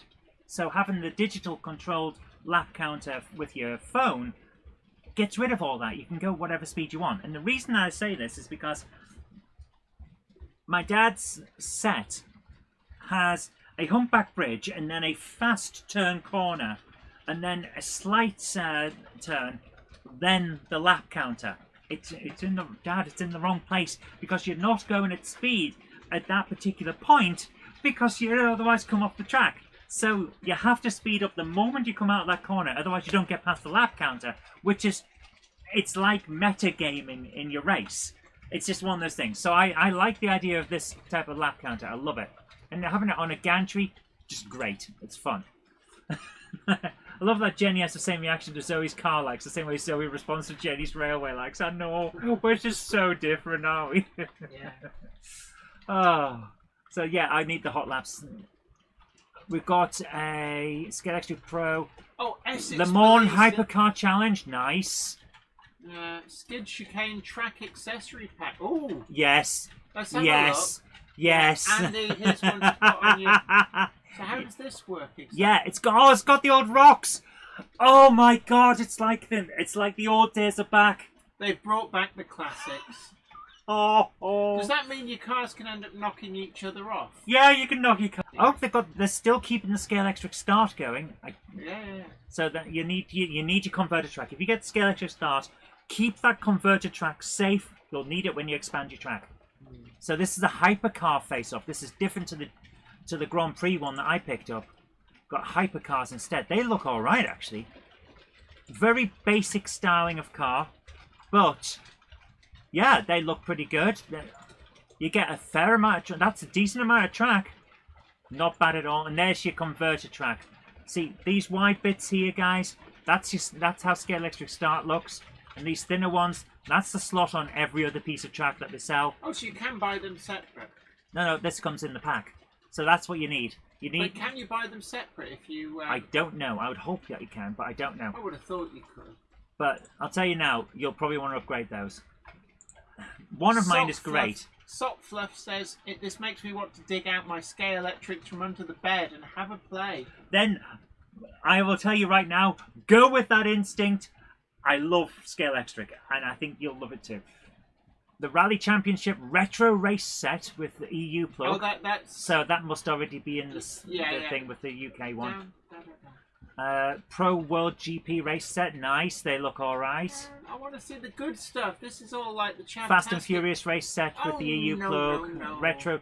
There you are. Scalelectric Rally Championship Retro Race Set. This is the type of thing I love. I love rally. So Rally Cross is my thing. Scooby-Doo. Oh, that's an R. Yeah, the Scooby-Doo in Pretzer WRX. You know what WRX actually stands for? World Rallycross. Yes. Yeah. Because it's interesting actually. All of oh my god! Yes. Okay, is that what's all in that set? Yeah. So you could actually just buy the set. You get a crossover. You get the gantry. Yeah, 2 cars, extra track. Much is it? Holy crap, that's perfect. 159 quid. So, given that you're getting 2 cars, which is like 100 quid already, I think you 59 need to, quid for the track. Than just shouting, Andy, order this for me. No, you need to work this out. I do. We've got the Fast and Furious set, the hypercars again. Final page. Let's see what we're. And it's the World GT race set with an EU plug. Okay, right. You've got a king size bed. You could get the Scalelectric set up on the bed. Yeah. Oh, that would be so good. How are Hornby trains so expensive compared to this? I'll tell you exactly why. Scalelectric has a quarter of the mechanics that go into a locomotive. For Scalelectric, you have 4 wheels most of the time, a little motor, and some gears. That's it. The rest is the body. So compare that to what has to go into a locomotive. You've got all the tooling for the sliders and the extra wheels, and usually a lot of cab detailing and all of that. There's so much more goes into a locomotive than a car. The car is so much simpler, and that's just how it is. But oh my goodness, Scalelectric, you've emptied my wallet. I don't care. Yeah, and it was empty to start. Take my money. Take it. Shut up and take my money, guys. Oh my god. Oh. Yeah, Sockfluff has a good point. Rich old men will pay anything for a train. That is true. Flymo was talking about the Scalelectric on the bed. Yeah. Oh, this is incredible. In terms of, let me just bring this up onto that again. Right. In terms of success, I am about to check that. In terms of success, would you say that Hornby and Scalelectric have blown it out the water this year? Hornby's much more muted, but I approve. I think that from a financial point of view, it was very shrewd. Sweating the tooling, and actually, there's a silent majority of modelers who want re-releases of previously released items. You know, there's become this fascination with everything must be about the new tooled items, and actually, I think that robs a lot of people of being able to expand their fleet with models which actually have amortized their tooling costs, so they can keep price rises down because they've not got to recoup tooling costs in these extra runs. You know, one of the reasons that model prices go through the roof is because all this money going out in new tooling. So I think it's great. I like it. The Class 10 was genius. But you're clearly quite enamoured by Scalelectrics. I love it. I thought it was quite muted again, but there are some great releases in there. Now, I would say that there's a lot of missed opportunities here for civilian liveries on some of these cars. The 850. Why are we not getting the 850 as the road-going version, like as a proper the car that your dad might have had or yourself might have? I'd love to see the saloon version. Now, I understand that the estate version is because that's the version that Tom Walkinshaw Racing raced with, so they've got that crossover. And it is expensive to retool for the saloon versus the estate, because effectively that's 2 separate sets of tooling. But I would like to see the 850 appear in the canary yellow, in the British racing green, and the silver. Right. So people were asking about the Scalelectric digital set. So I'm going to bring this up on screen. This is how you do it. There's a space on the bottom of your car. You unscrew that, take out the blanking plug that's inside that, throw that bit away or put it in a bag, and then you put in this and you plug that in, and that's it. That's all you have to do. So what actually is that? That is the digital control system for Scalelectric. Because all we're seeing there is 4 pins. That's it. All and you need. How do you communicate with it? Is it through the track? Through the track. So it's a 4-pin DCC decoder. And yes. How much do these cost? 20 quid. Right. It's not bad at all. That's all you have to do. And then once you've got that, that's it. You're set. That's all it is. So here's the thing about it, though. We've had a message here. Sockfluff says, never really saw the advantage of digital Scalelectric. You can't overtake if you're in the same lane. You can. There are special overtaking tracks. So it's a small track piece, and you put it into your track, and then as you're going near it, you click the button on your controller, because the digital controller has extra buttons. Click that, it'll switch the track for you, and you can go into the other line. And if you have a few of those on your track, normally people do on a straight, 1 per side of the thing. Personally, I'm going to go for a few more when I build mine, because I like the idea of it. They should make Columbus per show. Gavin, you are absolutely yes. 100% yes. Yeah, actually, like have a Hollywood Icons range. Yes. Was it a Peugeot 504 or something? Definitely Columbo's car, but then you could have Jim Rockford's Pontiac Firebird yeah. in that. You could have the GMC pickup truck from MacGyver. You could have you could actually have things like the Only Fools and Horses stuff as part of that range. Yeah. But what about a Dennis fire engine? Then you could have Jupiter from Fireman Sam. Right, I'm going to just bring across. I'm going to show you how the overtaking works by bringing up Scalelectric's demo of it. Right, let me just do this. And then we need to stop and then we're going to end to eat. Yeah, and then we're going to end and we're going to order McDonald's. Right. And then you'll come back in the office for Airfix later. Yes. Scalelectric. What the? Yeah. No! No, Hornby, no! What are you doing to me? Scalelectric. Why is it just autoplay stuff? Overtake. Why did it just autoplay something? Because I accidentally pressed it.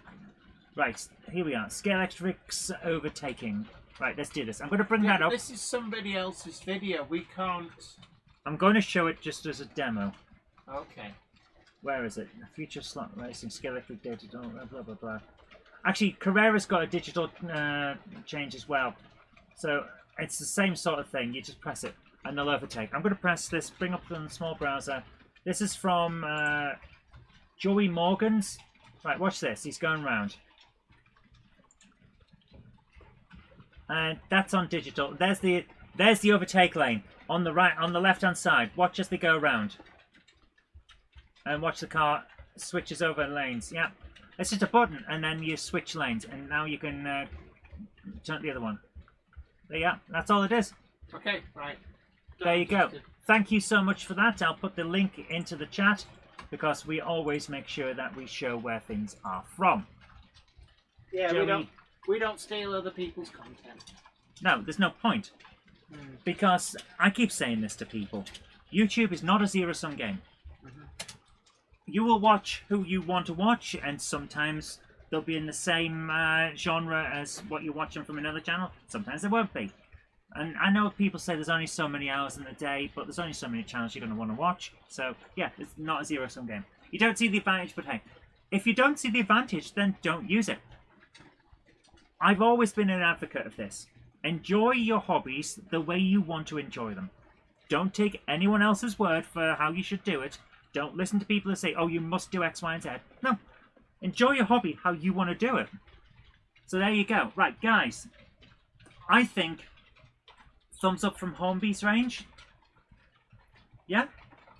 Yes. Yeah. Generally speaking, I think it's a good, solid release. Yeah. And definite thumbs up from Scalelectrics range. Really, really looking forward to that. Also, I noticed on their catalogue that they've got the Arc Pro with the EU plug.